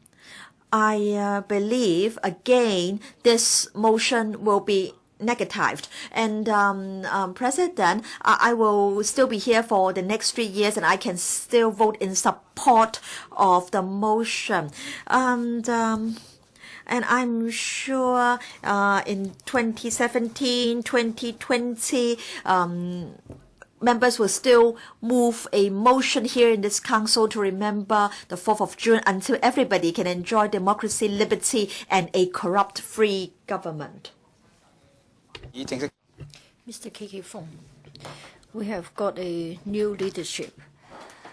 Will there still be the same old ways and no reform if the history is not to be recognized, if there is no admission of wrong? Then we haven't learned from history.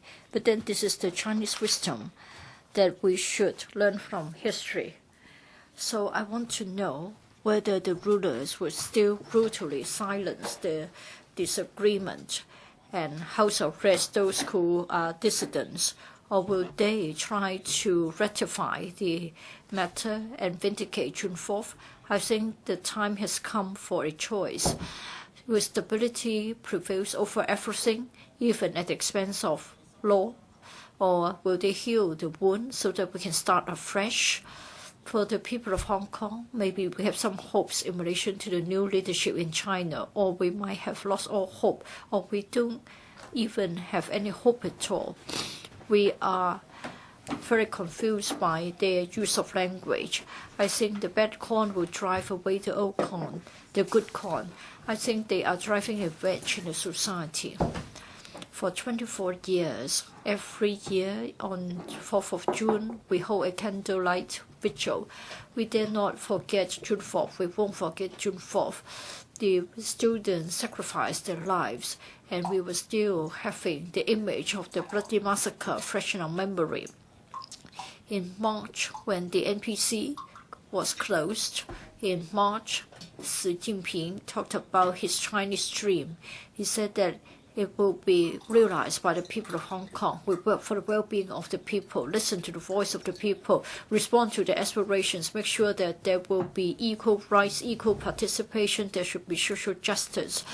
Mr. President, as a result of such words, do we harbor some hope, or do you think that they will not practice what they preach?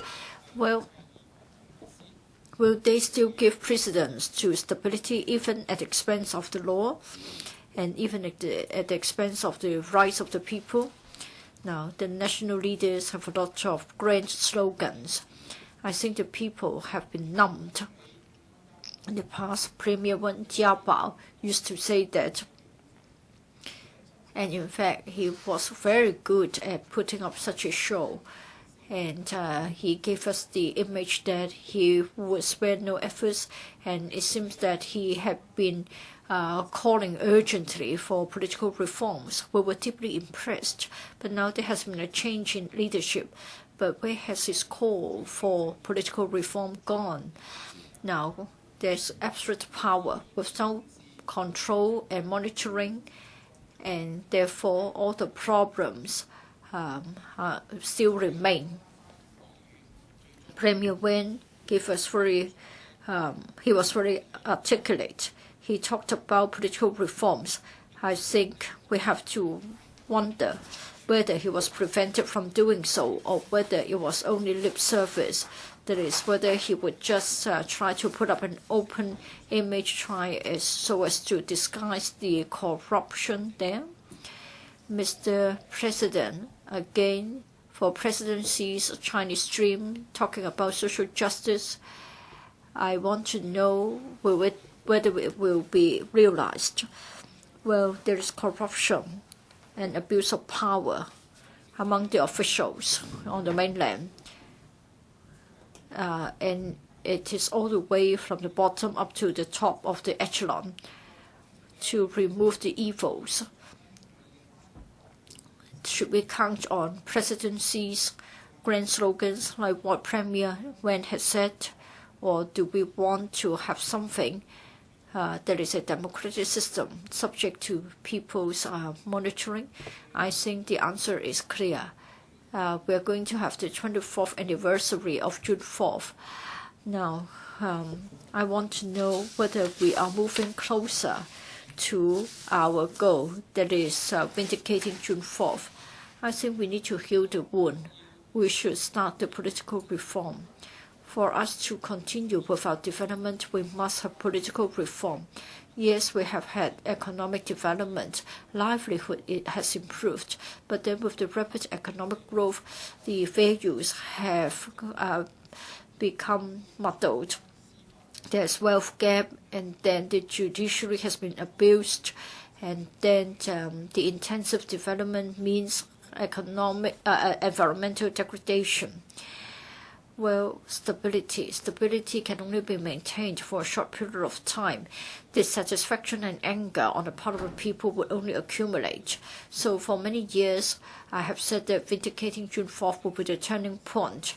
We have to face the matter squarely. For previous mistakes made, we should face them squarely, and this will open the way to democracy.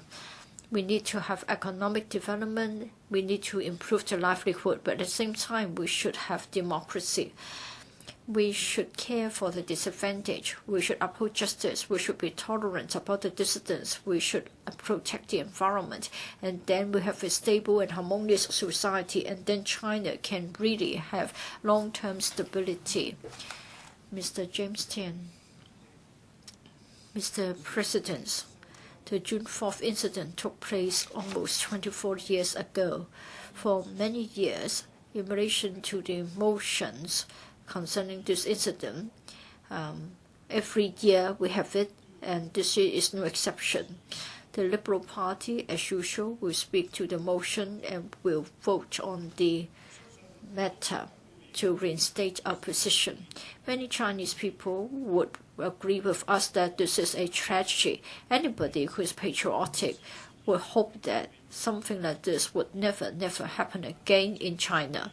But then for the causes and the consequences of the incident as to why it turned into a bloodshed, I think history will pass its judgment eventually.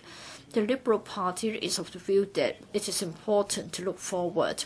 We hope that our motherland will be having better and better development.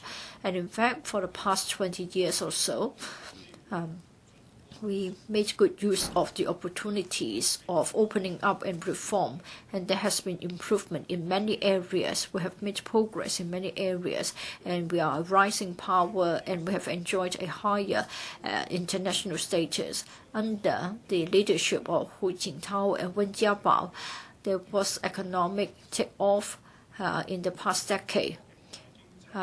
Recently, the GDP of mainland China has already exceeded $5 trillion. We are the second largest economy. 10 years ago, it was only 1/3 of what it is like, and so the standard of living has been greatly enhanced.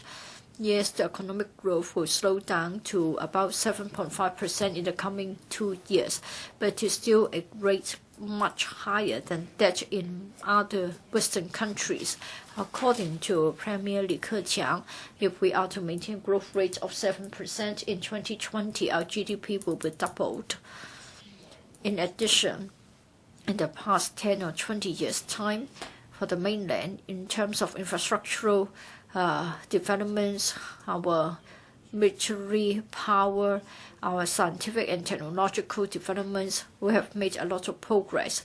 So, in fact, the world has adopted a new assessment of China and the Chinese people. In March this year, we smoothly transited to a new leadership, and Xi Jinping took over from Hu Jintao as the president, and Li Keqiang became the state premier, taking over from Premier Wen. Now we have a new leadership. Many people have high hopes of the new leadership. In fact, once they took office, they have started a new style of governance. They have asked for simplicity, and they would like to cut down on unnecessary public expenditure. They would like to deal a blow to corruption, and they're going to have drastic reforms.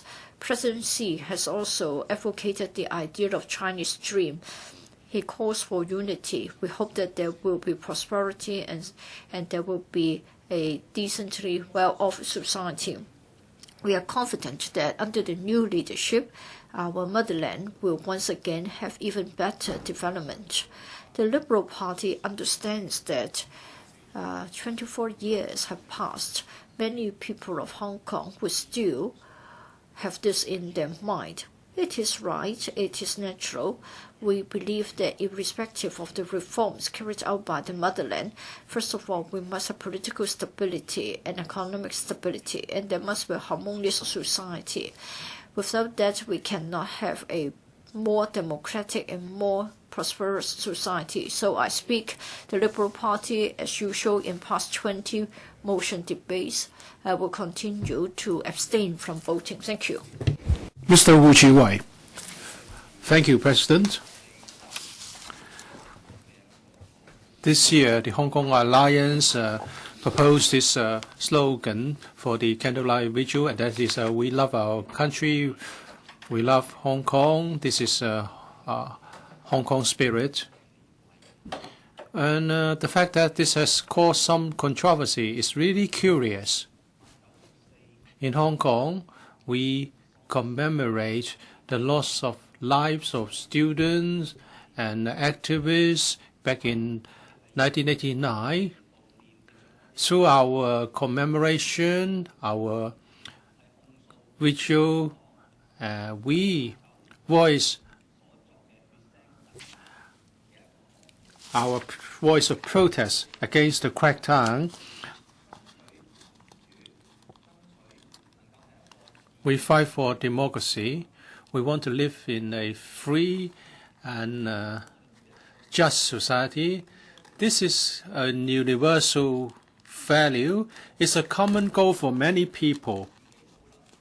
Some would say that let's care about Hong Kong. mainland has got nothing to do with us. When I was young, my parents would from time to time send certain things back to relatives in the mainland through post. And when we went back to visit our relatives, we put on many clothes. Well, it's about the close blood relationship. We hope, since we are better off, we would like to do something to help our relatives in our home village. Well, this shows that Hong Kong and the mainland are closely linked.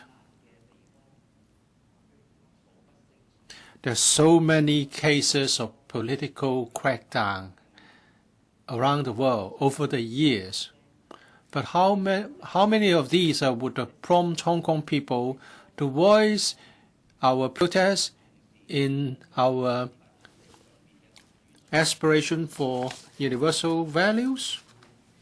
Why are we so concerned about the fight for human rights on the mainland? It's because our future, our fate is intricately linked to that of our compatriots due to historical or geographical considerations. And in the past 100 or so years, Hong Kong has always been a force for change in China. So the concepts of loving our country and loving Hong Kong are not something that can only be expressed by the pro-establishment camp. Whenever pan-democrats criticize the Chinese Communist Party as a regime that violates human rights, the pan-democrats will be labeled as indiscriminate opposition to the Chinese government.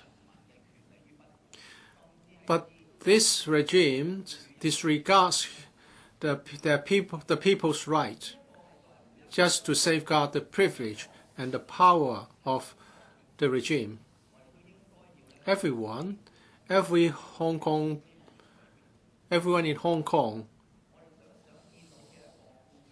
everyone who is Chinese in terms of blood relationship should oppose the violation of human rights. We want everyone should live in an environment with freedom and people are free from fear. For 24 years, we have been returning to Victoria Park to mourn something, to commemorate the movement, so as to remind ourselves of what the CCP regime did back then.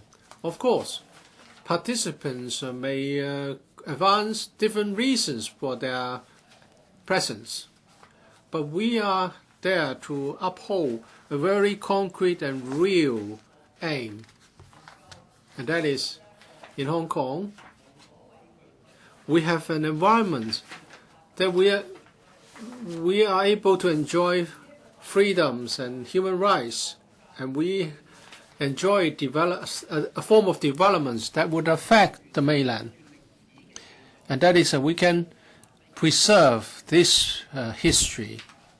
We are already doing that.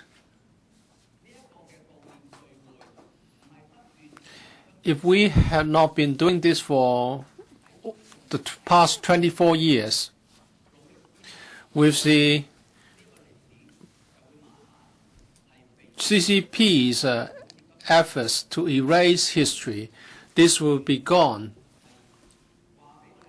And now we are able to tell our next generation, we can tell all Chinese people that in Hong Kong, on this piece of land, under one country, Hong Kong can still and will still strive for democracy for China as a whole.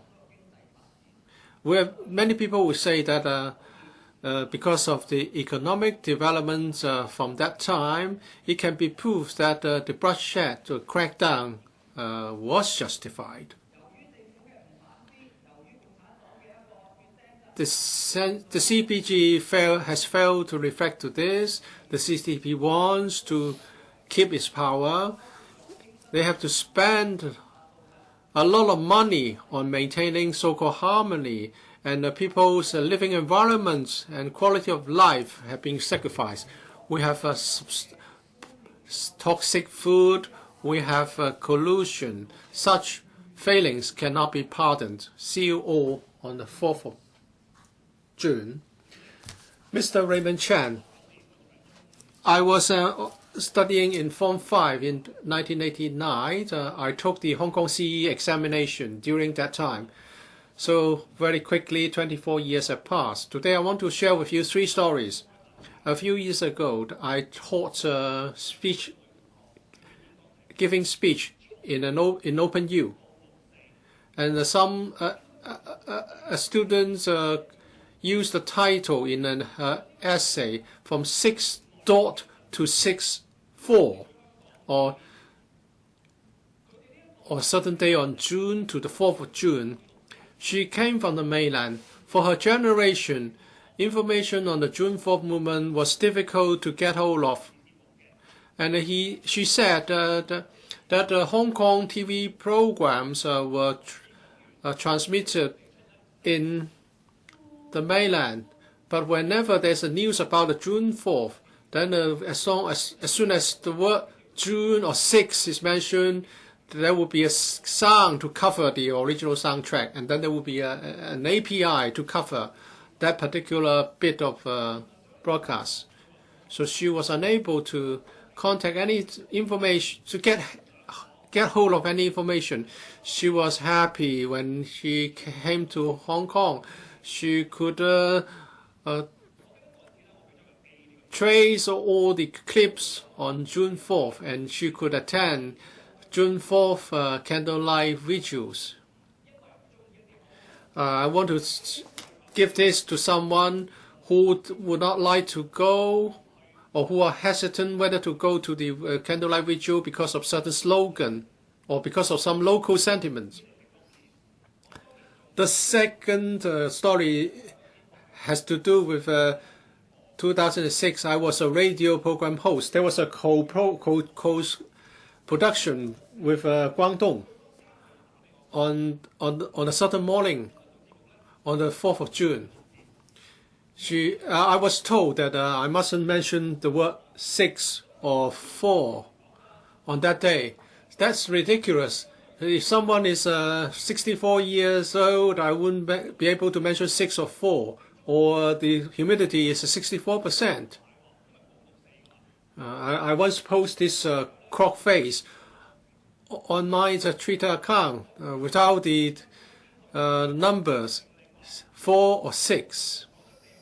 Well, it was not the decision of a senior radio station management, but only the producer was scared. Well, the master is not someone you should be afraid of. Not even the slave should be someone you should be afraid of. But the slave of a slave is someone you should be afraid of. So that's again another story that I want to share with those who advocate a boycott. And the first story is about 2010. I had already opened on a Twitter account. On that day, I talked to Mr. Lu Chuan. On his Twitter account, he said that we should not lose our power to remember. That's the only force to make us sober. And I write this because I want to remember the youth that I used to have. And I replied to Mr. Lu Chuan that one day we can produce a film carrying that title. And Mr. Lu said, definitely, That's one of my dreams. This dialogue was quickly removed from Twitter. And I was told that to maintain the good atmosphere in Twitter, please do not express or transmit undesirable topics. Thank you for your understanding. So I want to share this with people working in the media. Please don't think that your future or your career development will be affected, or your opportunity to have shows on the mainland be affected. Please don't let all these affect your memory that you did something back then. An artist is supposed to be for art, not for acting. Well, I have a wish that I would be attending a candle vigil, holding hands of my boyfriend. But I haven't realized this hope, because my boyfriends are either pro-Liberal Party or pro-DAB. The protagonist of a candlelight vigil like this is not the organizer. It's just like the Civil Human Rights Front activity. Well, the protagonists are the people, the victims, and in Hong Kong, the candlelight vigil has Hong Kong people as the protagonist. We have candlelight vigils over all those years. If on the 5th of June you see a press report that only a few hundred turn up, what would you feel? I respect people's choice, but I hope those who attended in the past will continue to support this vigil. We should not forget June 4th. We are going to seek a vindication of the June 4th movement. See you on the 4th of June. Mr. Tony, Chair. 多謝主席。 Thank you, President. President, now of course, some different people have different views on different issues and subjects. I think this is a manifestation of the freedom of speech we enjoy in Hong Kong. And I think on all subjects, on all issues, we should practice mutual respect and accommodation. We should try to be rational and objective. And that should also apply to the discussion on June 4th. In fact, I and many Hong Kong people experienced what happened in 1989. Concerning what happened in 1989, now I want to say that over 2 decades have lapsed, and I want to say that at this stage, we still haven't made clear a lot of the critical details and parts of the incident. I personally feel that the incident was an unfortunate incident, but then, like many people, my understanding of the whole incident is limited. And I do not really know the truth of the matter. I'm a professional. I need to exercise objective judgment. I shouldn't just create my own jigsaw or put together a jigsaw puzzle with small bits and pieces and then jump to a conclusion. That's not appropriate. That's not objective. President, Hong Kong people as well as mainlanders want the country to move in a good direction. They want Hong Kong to move in a similar direction. And I believe we agree that one of the causes of the incident was the the anti-corruption sentiment. In fact, people at that time wanted the country to do something to fight corruption. And of course, fighting corruption is meaningful. It will be conducive to the development of the country. So I think what we should do and what we should be most concerned about is the anti-corruption drive. We should try to press for stronger anti-corruption efforts in the mainland. Hong Kong president is a free and clean community. Hong Kong people have a sense of righteousness. And there are many things in Hong Kong that we can pride ourselves on.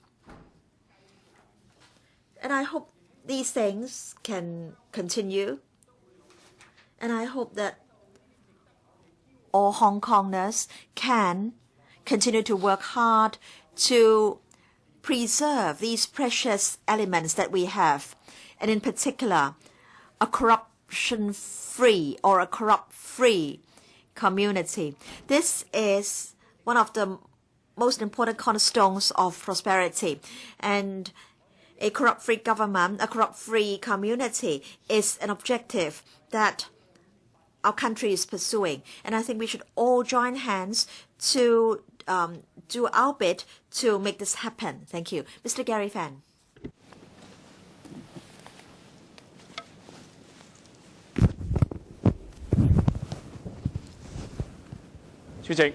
President, like many Hong Kong people,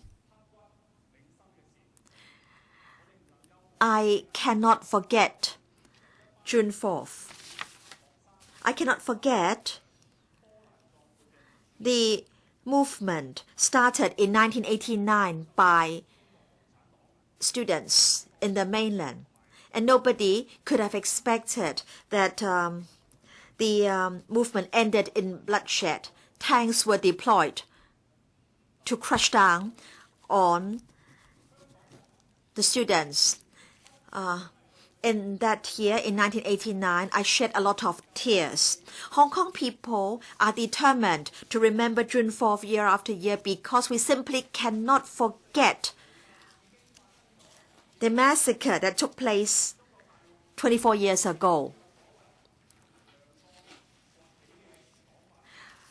Today, many people feel that we've seen the rise of China. China has become a very strong nation. So is it that we're only concerned about economic prosperity and nothing else?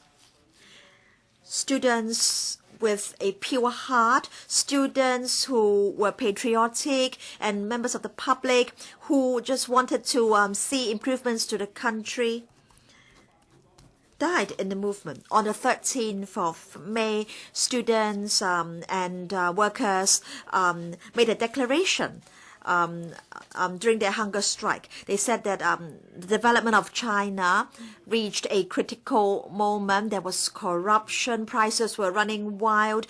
Many of those who had commitment and aspirations decided not to return to the country. Democracy is a very lofty ideal, and liberty is an inherent human right. So why was it that young lives had to be sacrificed in order to fight for or obtain democracy and liberty? Should the Chinese nation be proud of this? We don't want to die, but then people died in order to fight for a very noble cause. In fact, when we were young, we didn't want to die. We all wanted to learn. At that time, the motherland was poor. Young people were attached to the motherland. They wanted to do their bit to make the motherland prosper. So this is my humble request. Please do not forget that we are not seeking death. Democracy is not the business of a few. The cause of democracy is not one that can be achieved by one generation. President, Hong Kong people can enjoy the freedom of speech. People in the other parts of the country cannot. So we have to discharge our moral obligations. Only the victims and their family members have the right to forget. We don't have that right. They have the right to forget because maybe if they forget, then they will not go on suffering for the remaining parts of their lives.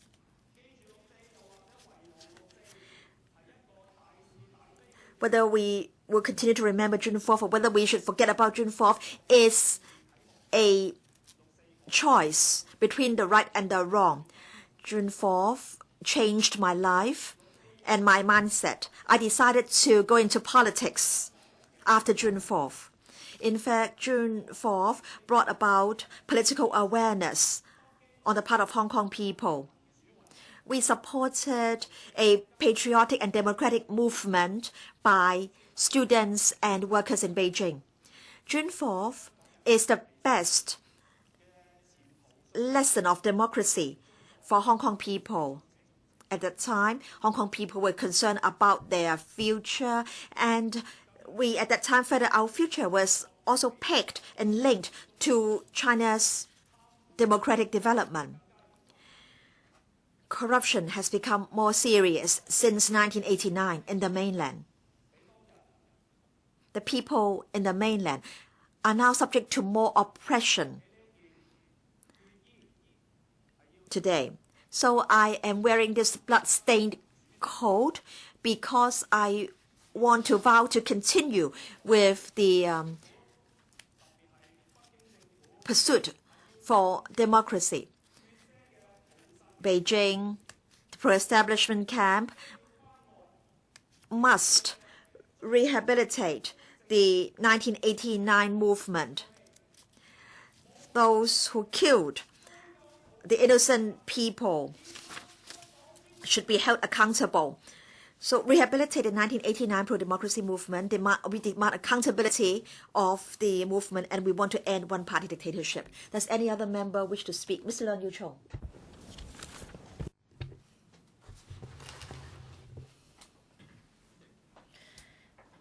Mr. President, every year, many people of Hong Kong would like to vindicate those who have been suppressed during the June 4th massacre. So they will brave the weather. They will go to the Victoria Park to express their dissatisfaction. For 24 years, it has been so. For us legislators in this chamber, every year near the June 4th, we will be having a motion debate to vindicate June 4th. Undeniably, every lawmaker will have his own ideas, his own viewpoint. He may be mourning for those who have died. They would like to have justice done to the martyrs. There are others for the fight for democracy. There are people who have been purged, who have been exiled. They would like to speak on their behalf. There are also others who want to vindicate June 4th. They also want democracy to arrive in China early. Mr. President, I think there is a reason which is getting more and more urgent. Now we are marking the 24th anniversary of June 4th democratic movement. It is marking time. What is worse is that corruption is even more serious, taking different forms. For the June 4th, 1989 democratic movement, at the time there were citizens hoping for democracy. They're losing hope. They start to turn a deaf ear. They start to turn a blind eye to what happens on the mainland. There is also this mentality to think that perhaps we just get segregated from them. They mind their business, we mind our own business, hoping that the mainland won't interfere with our affairs. I'm afraid such a mentality is an unhealthy attitude. Say, for example, if more and more of us are no longer caring for the mainland affairs, in particular for those who are in power, if we don't care at all, if we show no concern at all, if we resist having anything to do with them, then I'm afraid such an attitude will give rise to an attitude which means that we will stop having exchanges with the mainland citizens and we'll be having something like a closed-door policy. I don't think we can afford to bury our heads in sand. We have to understand that we need close liaison, we need communication. If we just lock ourselves up within Hong Kong, thinking that in this way we can resist the Beijing interference, I'm afraid this is really unwise, and I don't think it is being realistic. In fact, we have to be as positive as possible when it comes to democracy and freedom. The meaning of vindicating June 4th means that we would like to have the correct judgment of a historical event, and what's more is that it is still affecting us now and affecting our future. It isn't something that has come to an end. If we say that we can forget 1989 democratic movement, tomorrow we can say that we forget May 4th movement, and even some time in the future we start to forget all about China. We hope that the younger generation will learn more about China, and then will try to do more so as to become proud of realizing democracy in China. Well, some have said that democracy in China may not naturally and automatically bring about democracy in Hong Kong. I cannot understand this kind of logic, like it or not. Now, today, we know that between mainland China and Hong Kong, what is important to notice that our political development is being dictated by the Chinese government in power. Recently, Cheuk-yan has told us that for the future CE, we have to elect someone who is patriotic. Irrespective of the meaning of patriotic, at least he has given such a criteria. It means that it is a stumbling block for us. We are being restricted. It shows that China is restricting our political development in Hong Kong. Therefore, today, if we say that we would like the Hong Kong SARG government is accountable to the people of Hong Kong, if we want this, then it means that the Chinese government must also be accountable to the Chinese people. If we want to have a democratic system in Hong Kong, again, we cannot say that we don't care about fighting for a democratic system in China. Otherwise, in Hong Kong, we cannot have any progress.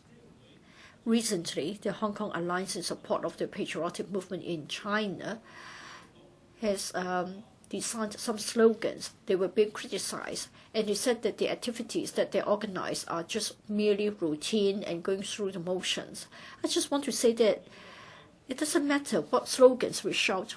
It doesn't matter what activities that we organize. We just want to join together our forces. We want to lit the candles of conscience. We want to tell the government of China, we want to tell all the people in the world that we don't just want the following to be done, that is to do justice to those who have sacrificed. What is even more important is that we hope that the people of China and also the people of Hong Kong will have a democratic system.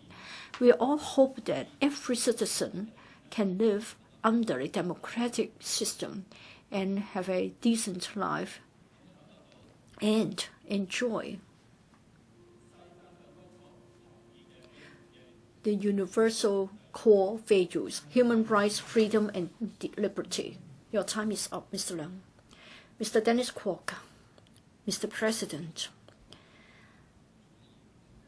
this is the first time that I have the opportunity to formally speak about June 4th since I became a lawmaker. Hong Kong is the only place where the legislature may allow the lawmakers without fear talk about the need to vindicate the June 4th in the entirety of China.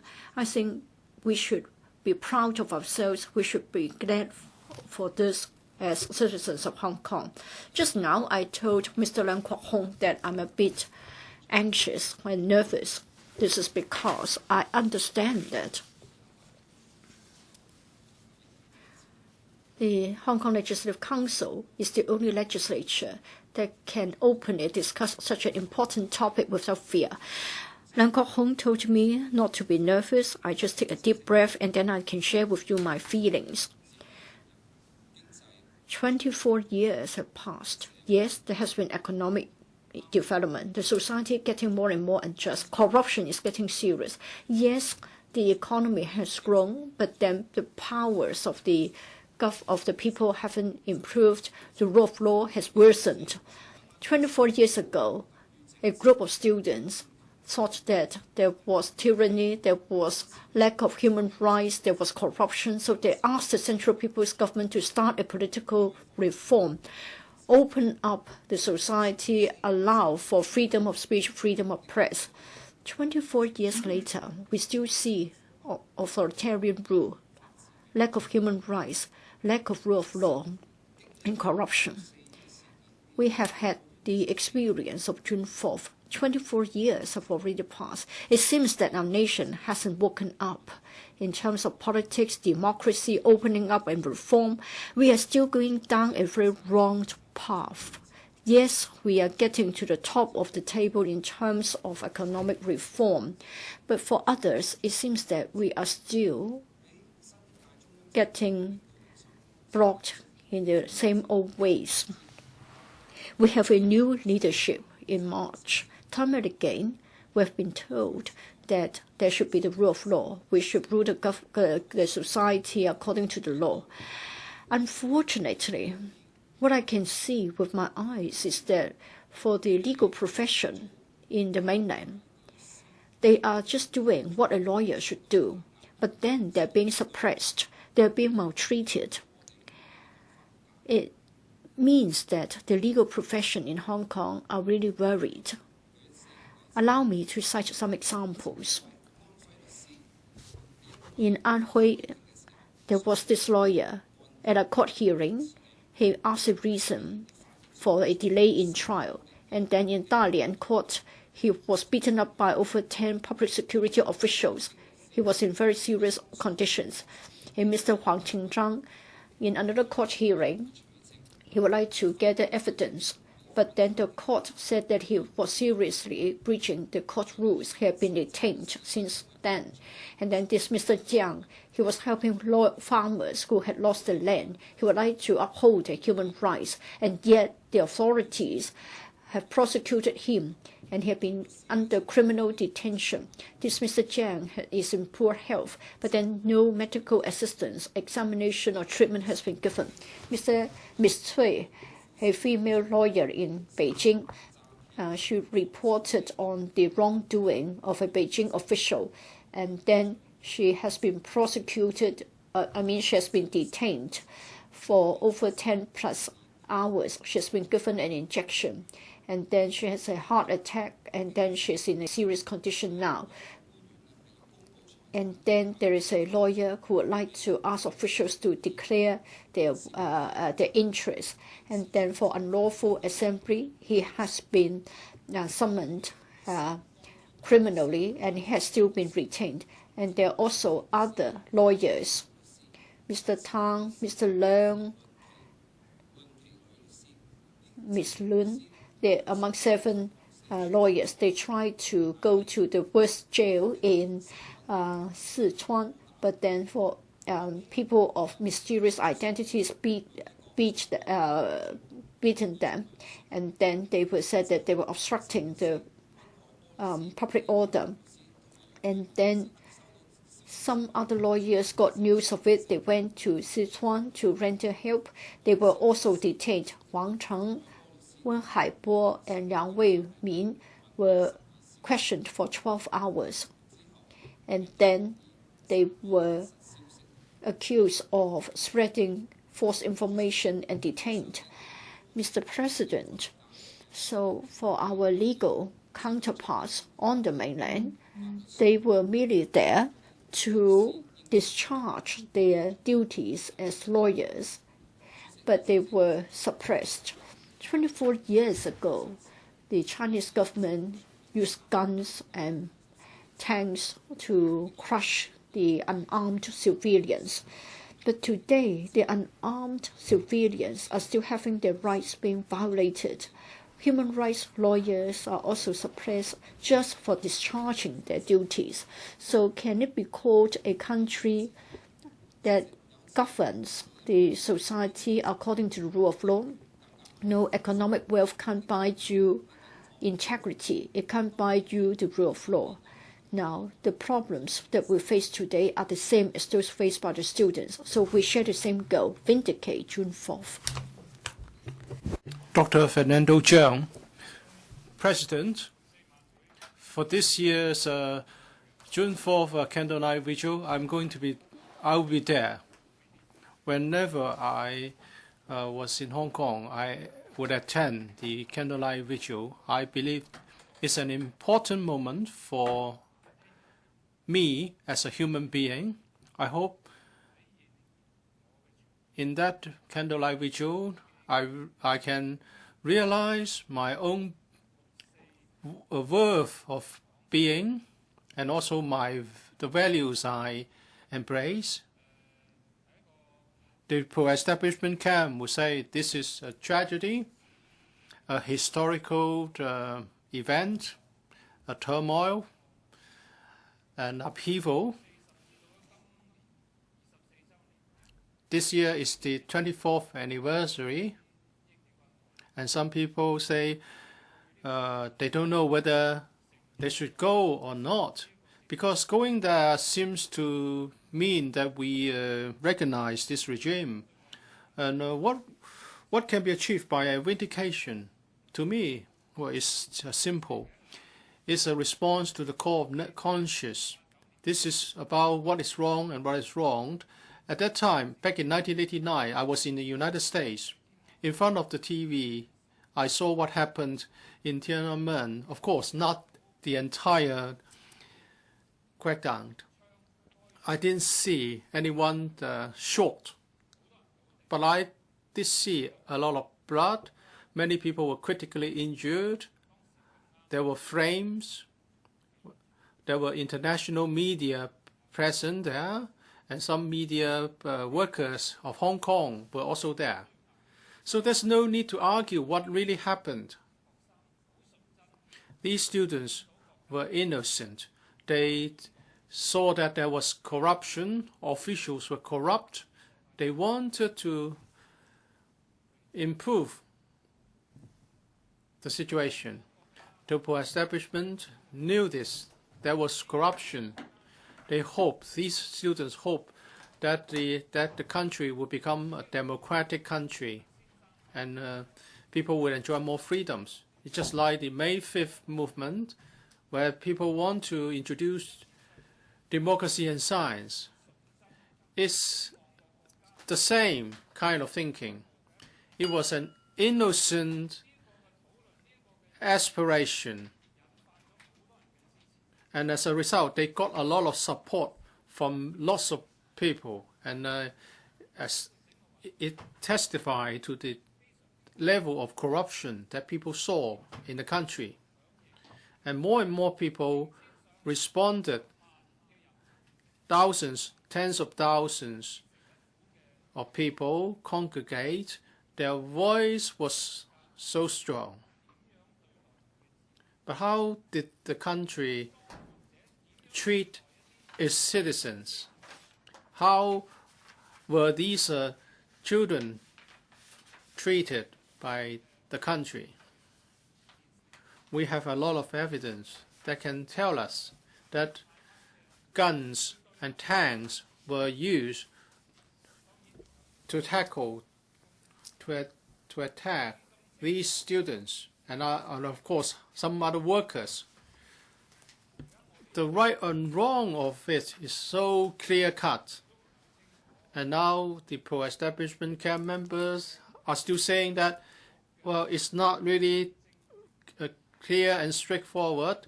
The Permanent Secretary for Education, Mrs. Chair, said in 2001, Chair said that it's just some debris of history. And Professor Anthony Cheung, the original candidate for the post of Secretary for Education, was a person who took to the street to support the students. And then he also criticized the CCP for resorting to violence and suppress public dissent and democracy with force. When he became the president of the Hong Kong Institute of Education, he said that June 4th is something that cannot be forgotten, and it's hoped that the CPG would do something to placate people's sentiment. And also, a few years back, he still wanted to have the vindication of the June 4th movement. Last year, in July, when asked whether he still supported the vindication of June 4th, he refused to be drawn. He said that it was a tragedy, a lot of trauma was caused, but we had to get hold of more information to understand more about the details. So he's trying to avoid the question of right and wrong by saying that more details would be needed. And of course, Mr. Chi-wai Leung is another example, a more glaring example. On the 5th of June, this is the advertisement he put.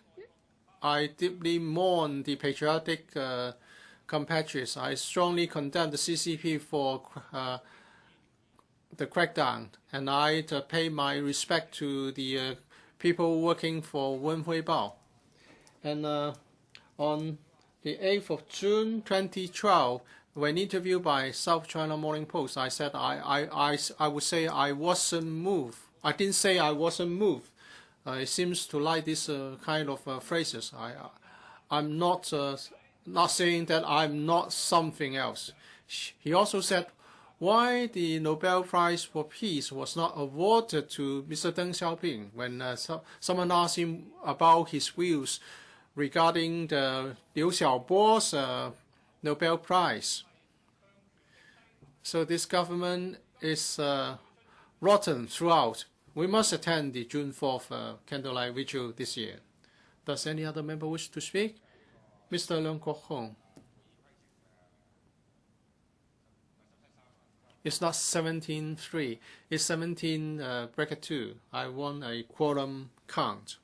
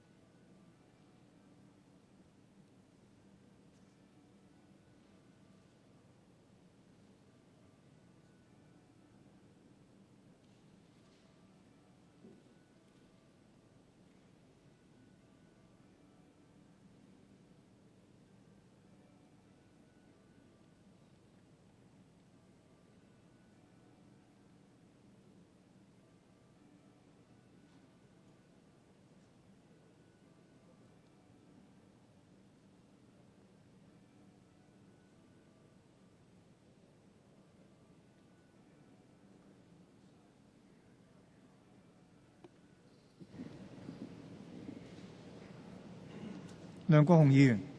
Mr. Leung Kwok-hung, do you want to speak?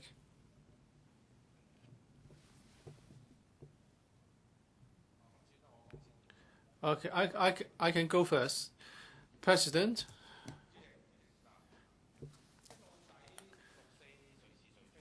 who's right and who is wrong in regard to June 4th? Mr. Tony Chair said it's not clear. We cannot find out. Well, this is really irrational. If you say that's about something in the past, and I don't know anything about it, I'm not clear about it, there's no need for history. Was Mr. Chair around when the Nazi was in power? So you can just look at who would like to have an investigation and who is trying to stop an investigation. After 1989, the term June 4th is a taboo term. Madam Ding Zilin, as a family member of one of the victims, contacted the family members of victims and tried to bring the government to court, but it was not allowed. There were people who published articles on the internet and were detained. I would like Mr. Chair to buy this one, the June 4th diaries, written by Feng Chongde. And there's another person called Chen Xiaoya, an associate professor of the Social Science Institute. He's also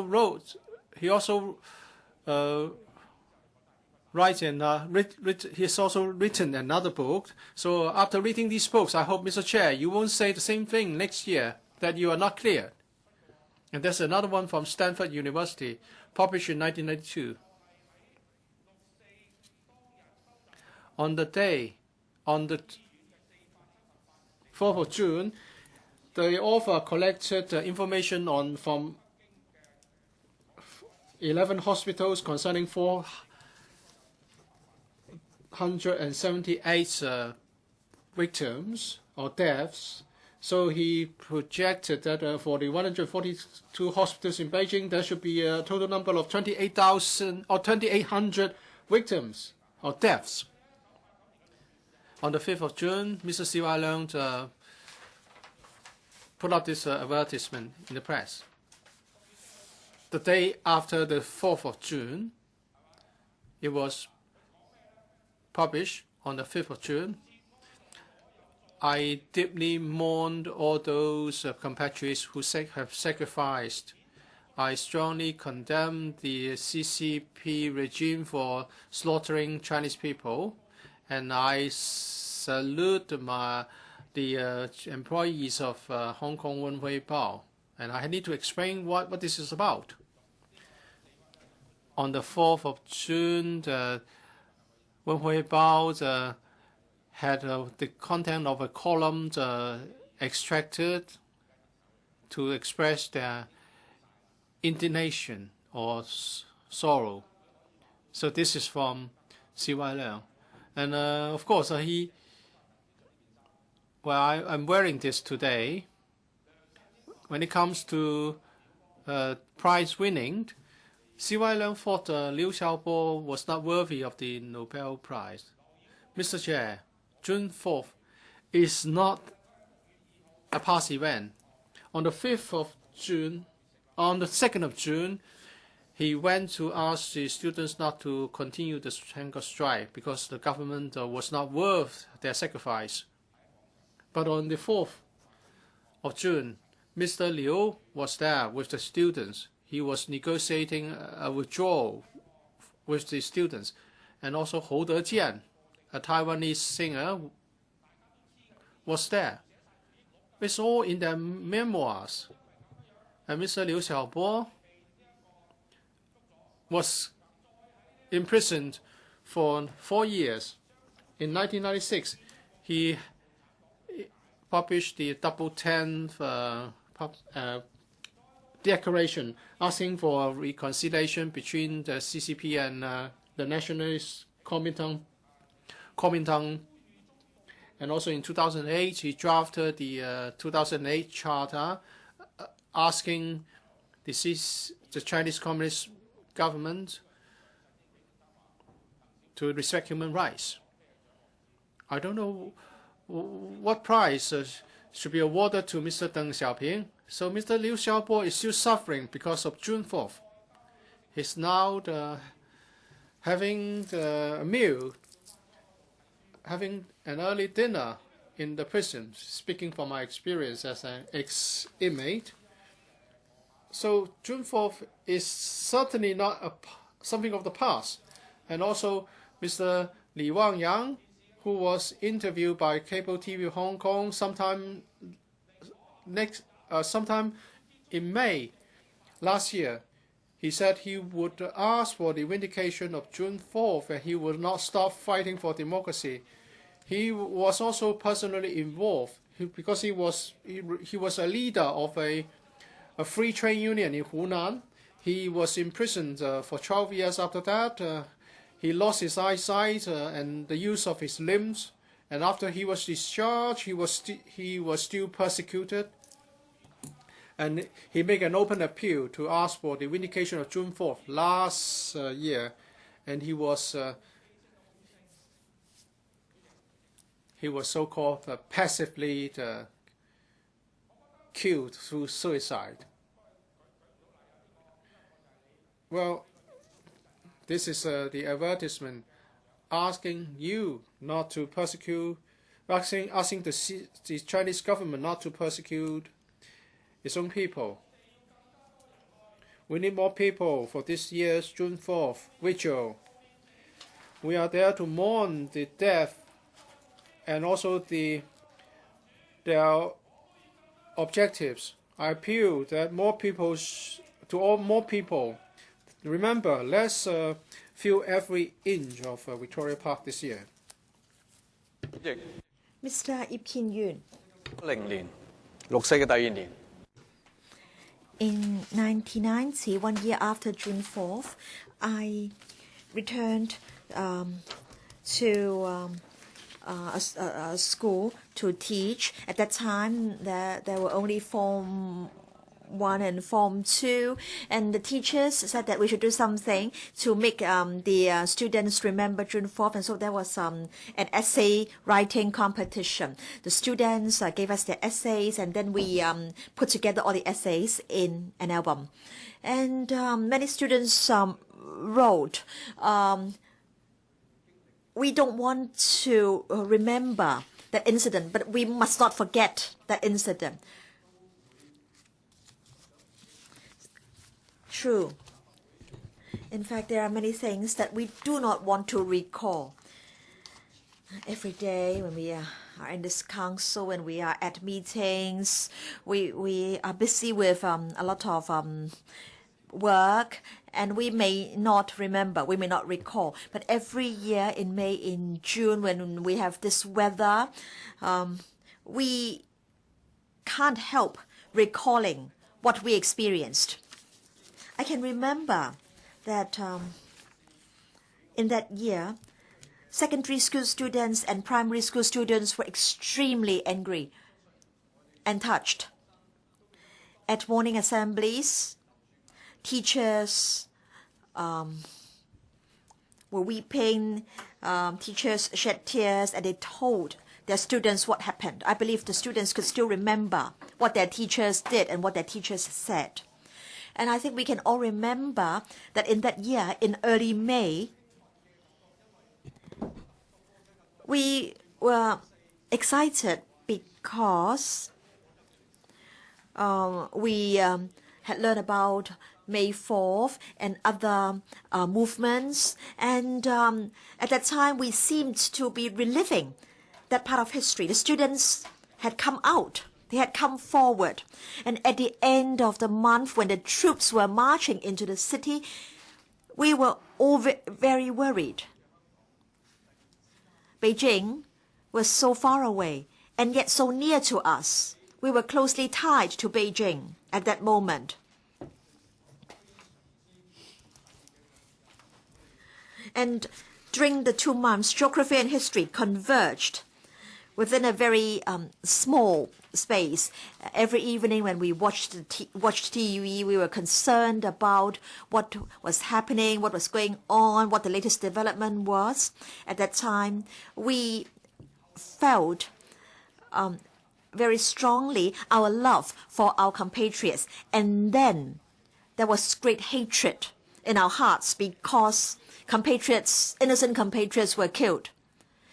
And we couldn't help asking ourselves why the incident had happened. We wanted to pursue liberty and democracy. We wanted to uphold fundamental human values. At that time, we felt that the values would be ours soon. But then we were hurt. We knew that our ideal was moving farther and farther away from us. And our nation, our country, I think we really have to face history.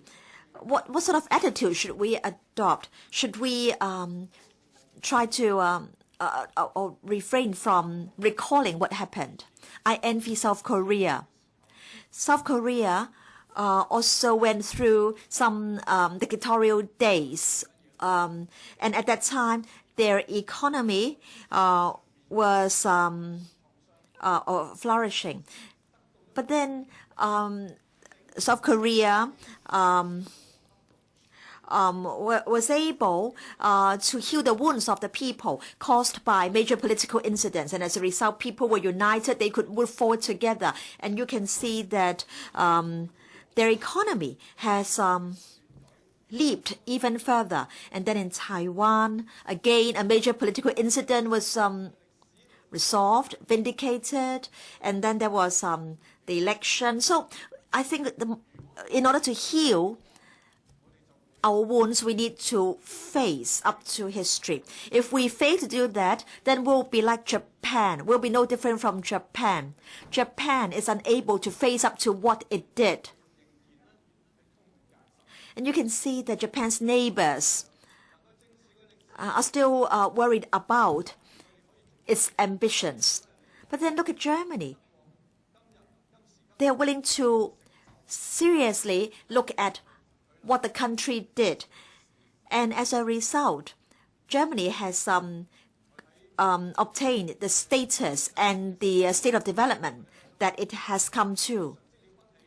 Yes, we can see that China has undergone marvelous economic achievement. I've recently read a book.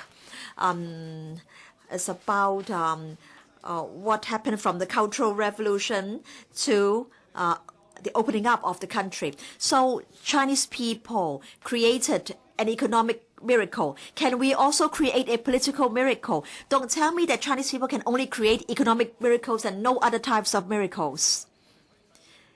We Chinese can do it. We should be creating more miracles for the benefit of the future generations. In fact, our new state leaders are really rather far away from June 4th. They are not really closely related to the June 4th incident. So I think we are getting closer to the day when June 4th can be vindicated. And I think if our nation wants to have hope, then it must face up to history. So our teachers, our students, and also the Form 1, Form 2 students, which I taught in 1990. I hope to see them all at the candlelight vigil next week. We must remember history and we should create hope for our nation. Thank you. Mr. Allen Leung. Mr. President, we do not want to recall those tragic scenes in 1989, but we dare not forget what happened in 1989 because if a country or a nation doesn't have the courage to face up to history and to learn from history, if a country or a nation cannot admit things, not too honorable things that it did in the past, this country or this nation can never move forward. Some time ago, there was this on the internet, and that was on the in a May 4th commemorative activity. Our government emphasized respect and accommodation. And then when students were asked what the May 4th spirit was, the students replied, respect and accommodation. So did democracy or science feature at all in that activity? It seems that the government has forgotten all about these. On the 13th of May, there was a newspaper report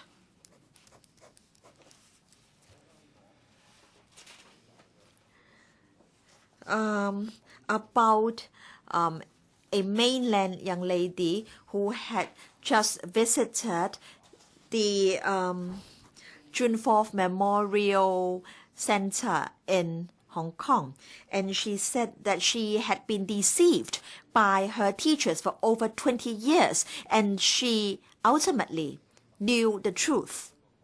So, President, Hong Kong needs to make use of its unique role. Hong Kong should treasure the freedom of speech that it enjoys, and we should try to let those who cannot know the truth learn about the truth. We need to tell the next generation what happened in 1989. If we do not do that, then maybe one generation later, nobody will forget or nobody will remember anything about June 4th. And maybe one generation later, people will say June 4th or the June 4th spirit is about respect and mutual accommodation or tolerance. In fact, everyone in this generation has the responsibility to pass on what we saw, what we learned to the future generations. Every year, there are people who ask me why we have motion debates on June 4th year after year, why we have candlelight vigils year after year, and also it's rather meaningless to do all these things because every year the motion is defeated. But I think we who witnessed June 4th have the responsibility to remind people that they must not forget June 4th. We must tell the younger generation what happened in 1989. This is our responsibility. And it's encouraging to see that many mainland young people yearn to know the truth. The Chinese government knows only how to maintain stability and how to suppress dissenting voices. The Chinese government dares not tell people what happened. So every year at the candlelight vigil, we see mainlanders attending, especially young people from the mainland. They aspire to know more about the truth about June 4th on this piece of land where there is liberty and freedom. They want to be able to openly remember those who died for a noble cause. Hong Kong should really feel proud of itself. President, I think attending this year's candlelight vigil will take on a new meaning. In 1989, students and workers tried to fight for democracy, liberty, and a corruption-free government. This year, we may be able to see a Hong Kong perspective. The NPCSC has promised Hong Kong universal suffrage in 2017, and the state is drawing near. And then there are people who are saying that universal suffrage and functional constituencies are not mutually exclusive, and pre-selection is not unacceptable. Now in Hong Kong, we see the third political prosecutions. We see Ms. Melody Chan, a volunteer for occupying Central, arrested 2 years after she took part in a rally, and the CP coined a new term called low-profile arrest, low-profile operation. So we are also fighting for our own interests. And then Donald Tsang, Raphael Hui, Timothy Tong. So is it all the more important that we have to try to fight corruption? Now, on the MTR, on trams, we see many people dressed in black on the 4th of June. In fact, remembering 4th June is an integral part of Hong Kong values. So no matter what the weather is, we'll see you at Victoria Park, and I hope that you can all attend that candlelight vigil. Does any member wish to speak? Mr. Lee Cheuk-yan.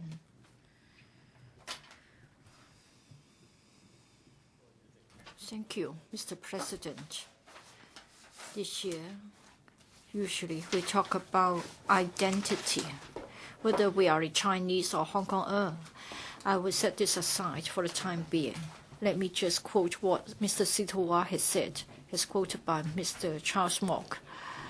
We must be true to our identity as a human being. And being such, when faced with June 4th, faced with the fact that tanks crushed on the bodies of the students, soldiers fired on the protesters under the orders of the Chinese government, is a bloodshed. Let's not talk about who we are, but at least we are human beings. I think we need to remember June 4th. We dare not forget June 4th. Use our memory to put up the fight so that we lit a candle to resist the indifference, the cold-bloodedness.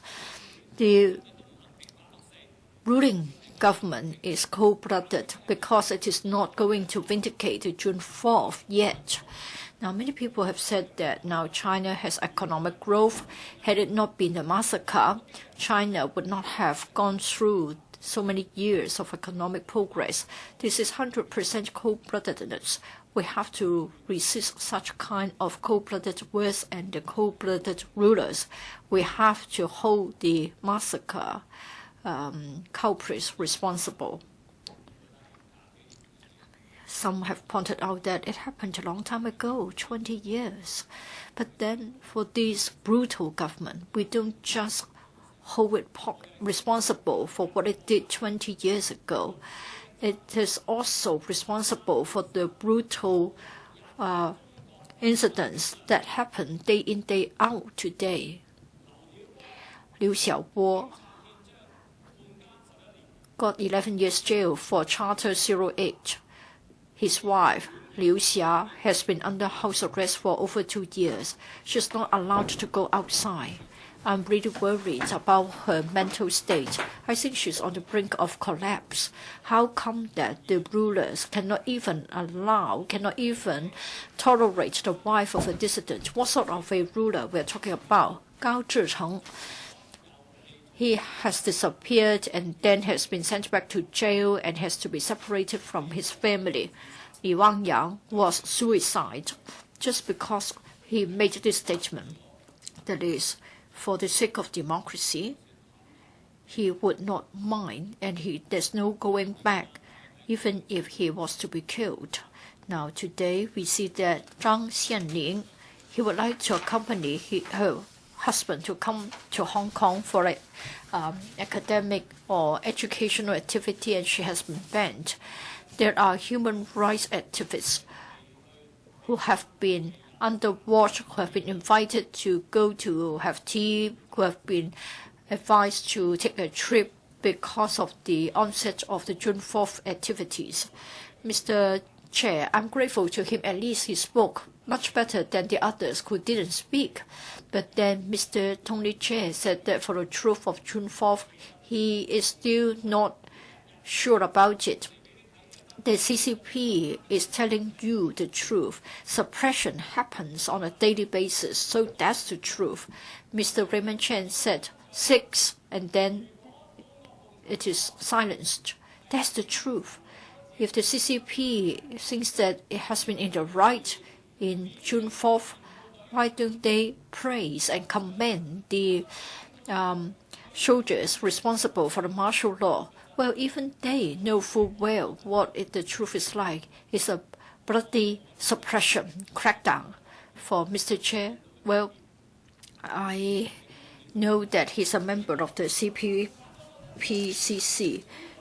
Ask the CCP for the truth. If you don't know about the truth, please go after the CCP to get the facts.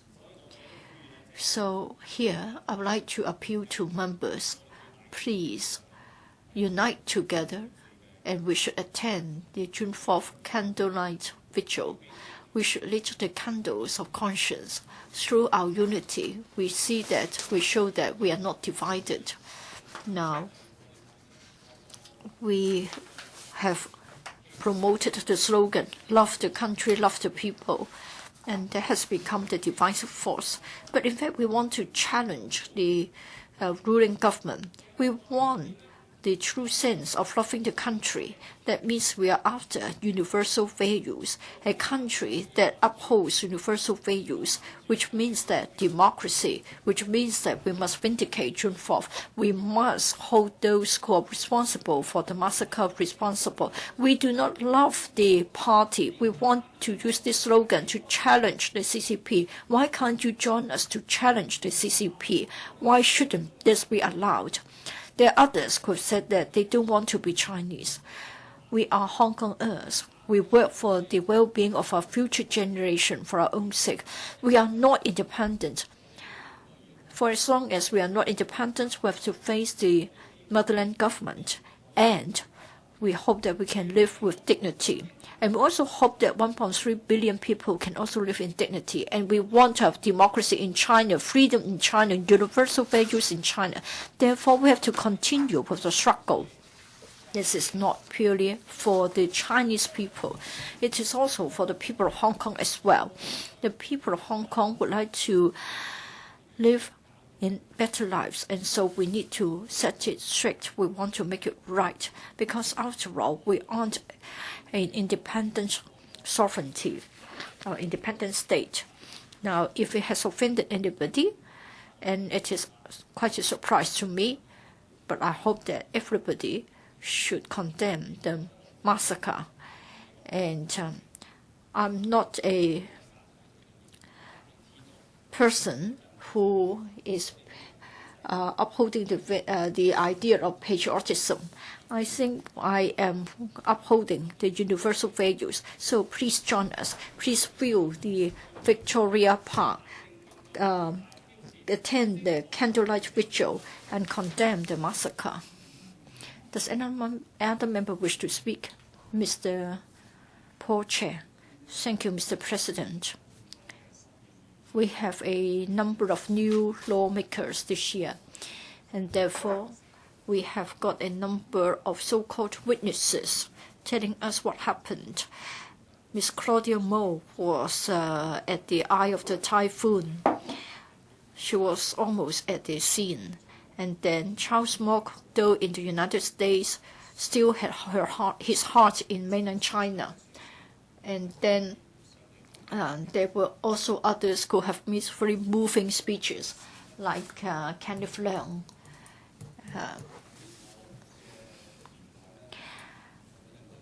I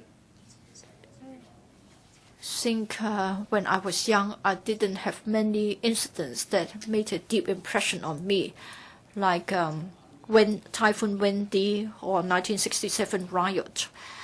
Now, for the younger generation in Hong Kong today, they witnessed more social events and more frequently. For June 4th, well, of course, like many others, it has been a very important event in my life.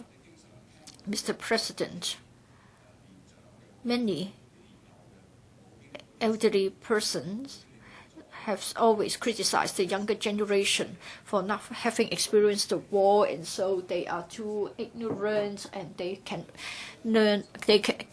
know about enjoyment of life. Now let me think of Deng Xiaoping. He experienced many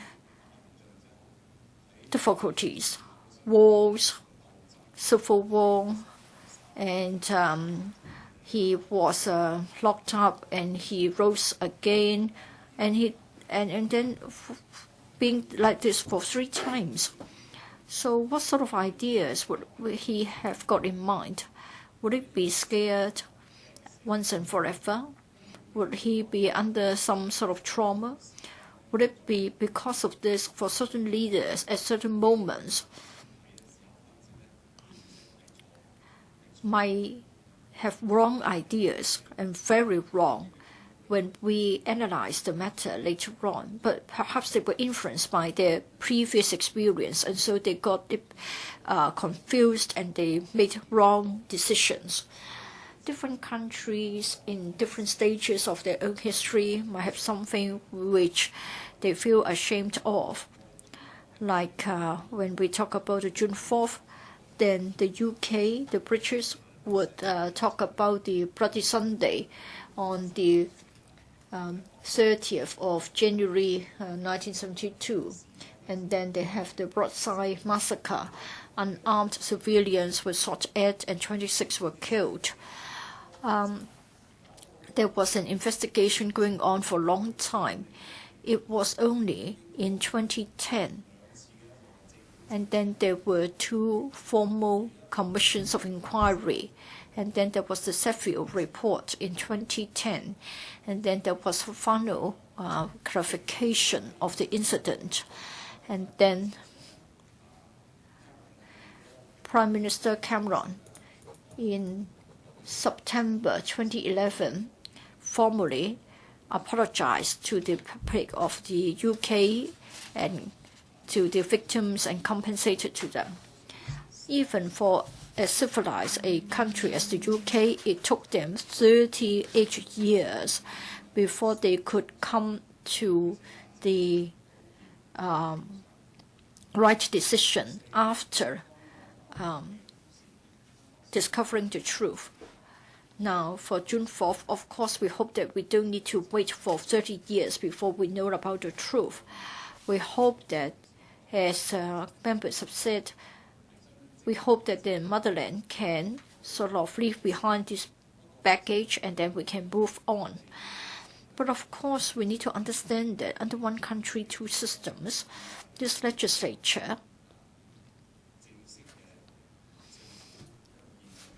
is part of the institutions. I'm afraid there are certain motions that cannot be passed in the constitutional context. Say, for example, a subsidiary would not pass a motion to condemn the parent company irrespective of the executive decisions which are wrong, and then a lower court will not criticize a upper court for a wrong ruling.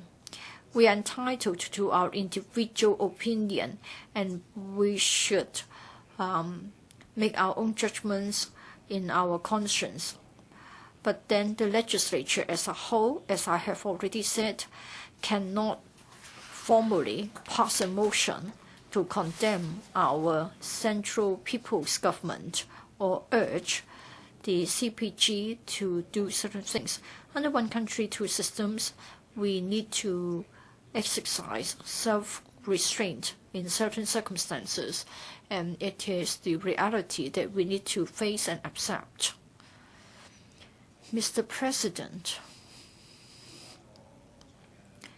having expressed my voting stance, I hope that our central government would no longer bury her head in the sand. We need to move on. Yes, understand that we aren't talking about a small country, a small government. A lot of factors have to be taken into account seriously. But then for us to move ahead, there's no choice but deal with it properly. We need to look at the political parameters, and then we need to move forward, and then this will be a renaissance for China. Perhaps that's the direction that we should move. Thank you. Does any other member wish to speak? Mr. Albert HO, you may now reply. You have 1 minute and 42 seconds. President, only 3 pro-establishment members have spoken. Most of them may think that there's nothing to say, so they may as well remain silent. Or if they have to speak, that they would disgrace themselves, or they may have to speak against their own conscience. Of the 3 members who have spoken, they have different ideas. Mr. James Tin, as he always has said, it's important to look at the economic development. Well, it's doing well. If there was no crackdown, we might not have the economic fruits that we are now seeing. Therefore, the lack of justice, the deprivation of human rights, the bloodshed, and the corruption we are now witnessing are all brushed aside. Is that a responsible way of facing up to our problems in the country? And Mr. Tony Chiang said he didn't know, and he also failed to try to get to the truth. That's a dishonest way of dealing with it. Well, if he would ask more questions, he would find the truth. But you cannot say that because I don't know. I just don't think it happened. And Mr. Kwok-che is very apologetic. Well, it's just that a lack of judgment. And it's also saying that subordinates cannot criticize superiors. Well, that's not something that one would say out of consciousness. And I'll put a question to you, and that is that the motion moved by Mr. Albert HO be passed. Would those in favor please raise your hands? Those against? Ms. Sito claims a division. The division bell will be rung for 5 minutes.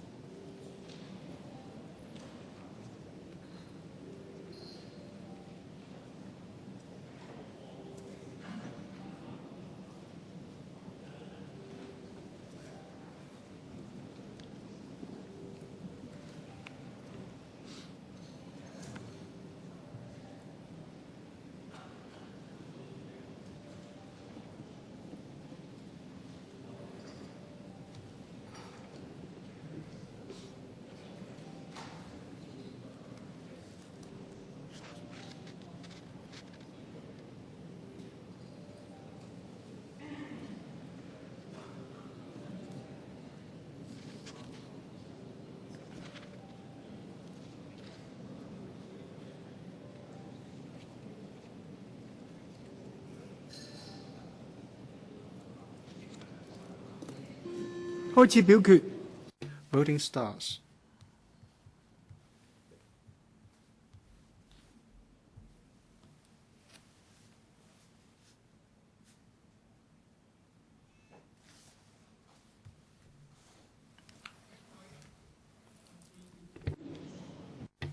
Members, please check your votes. If there are no questions, voting is closed. The results are displayed.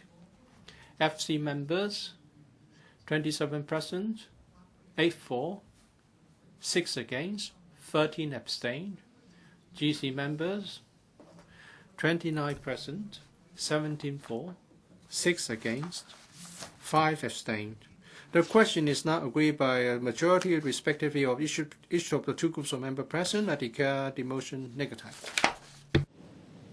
第二項議員 Second motion.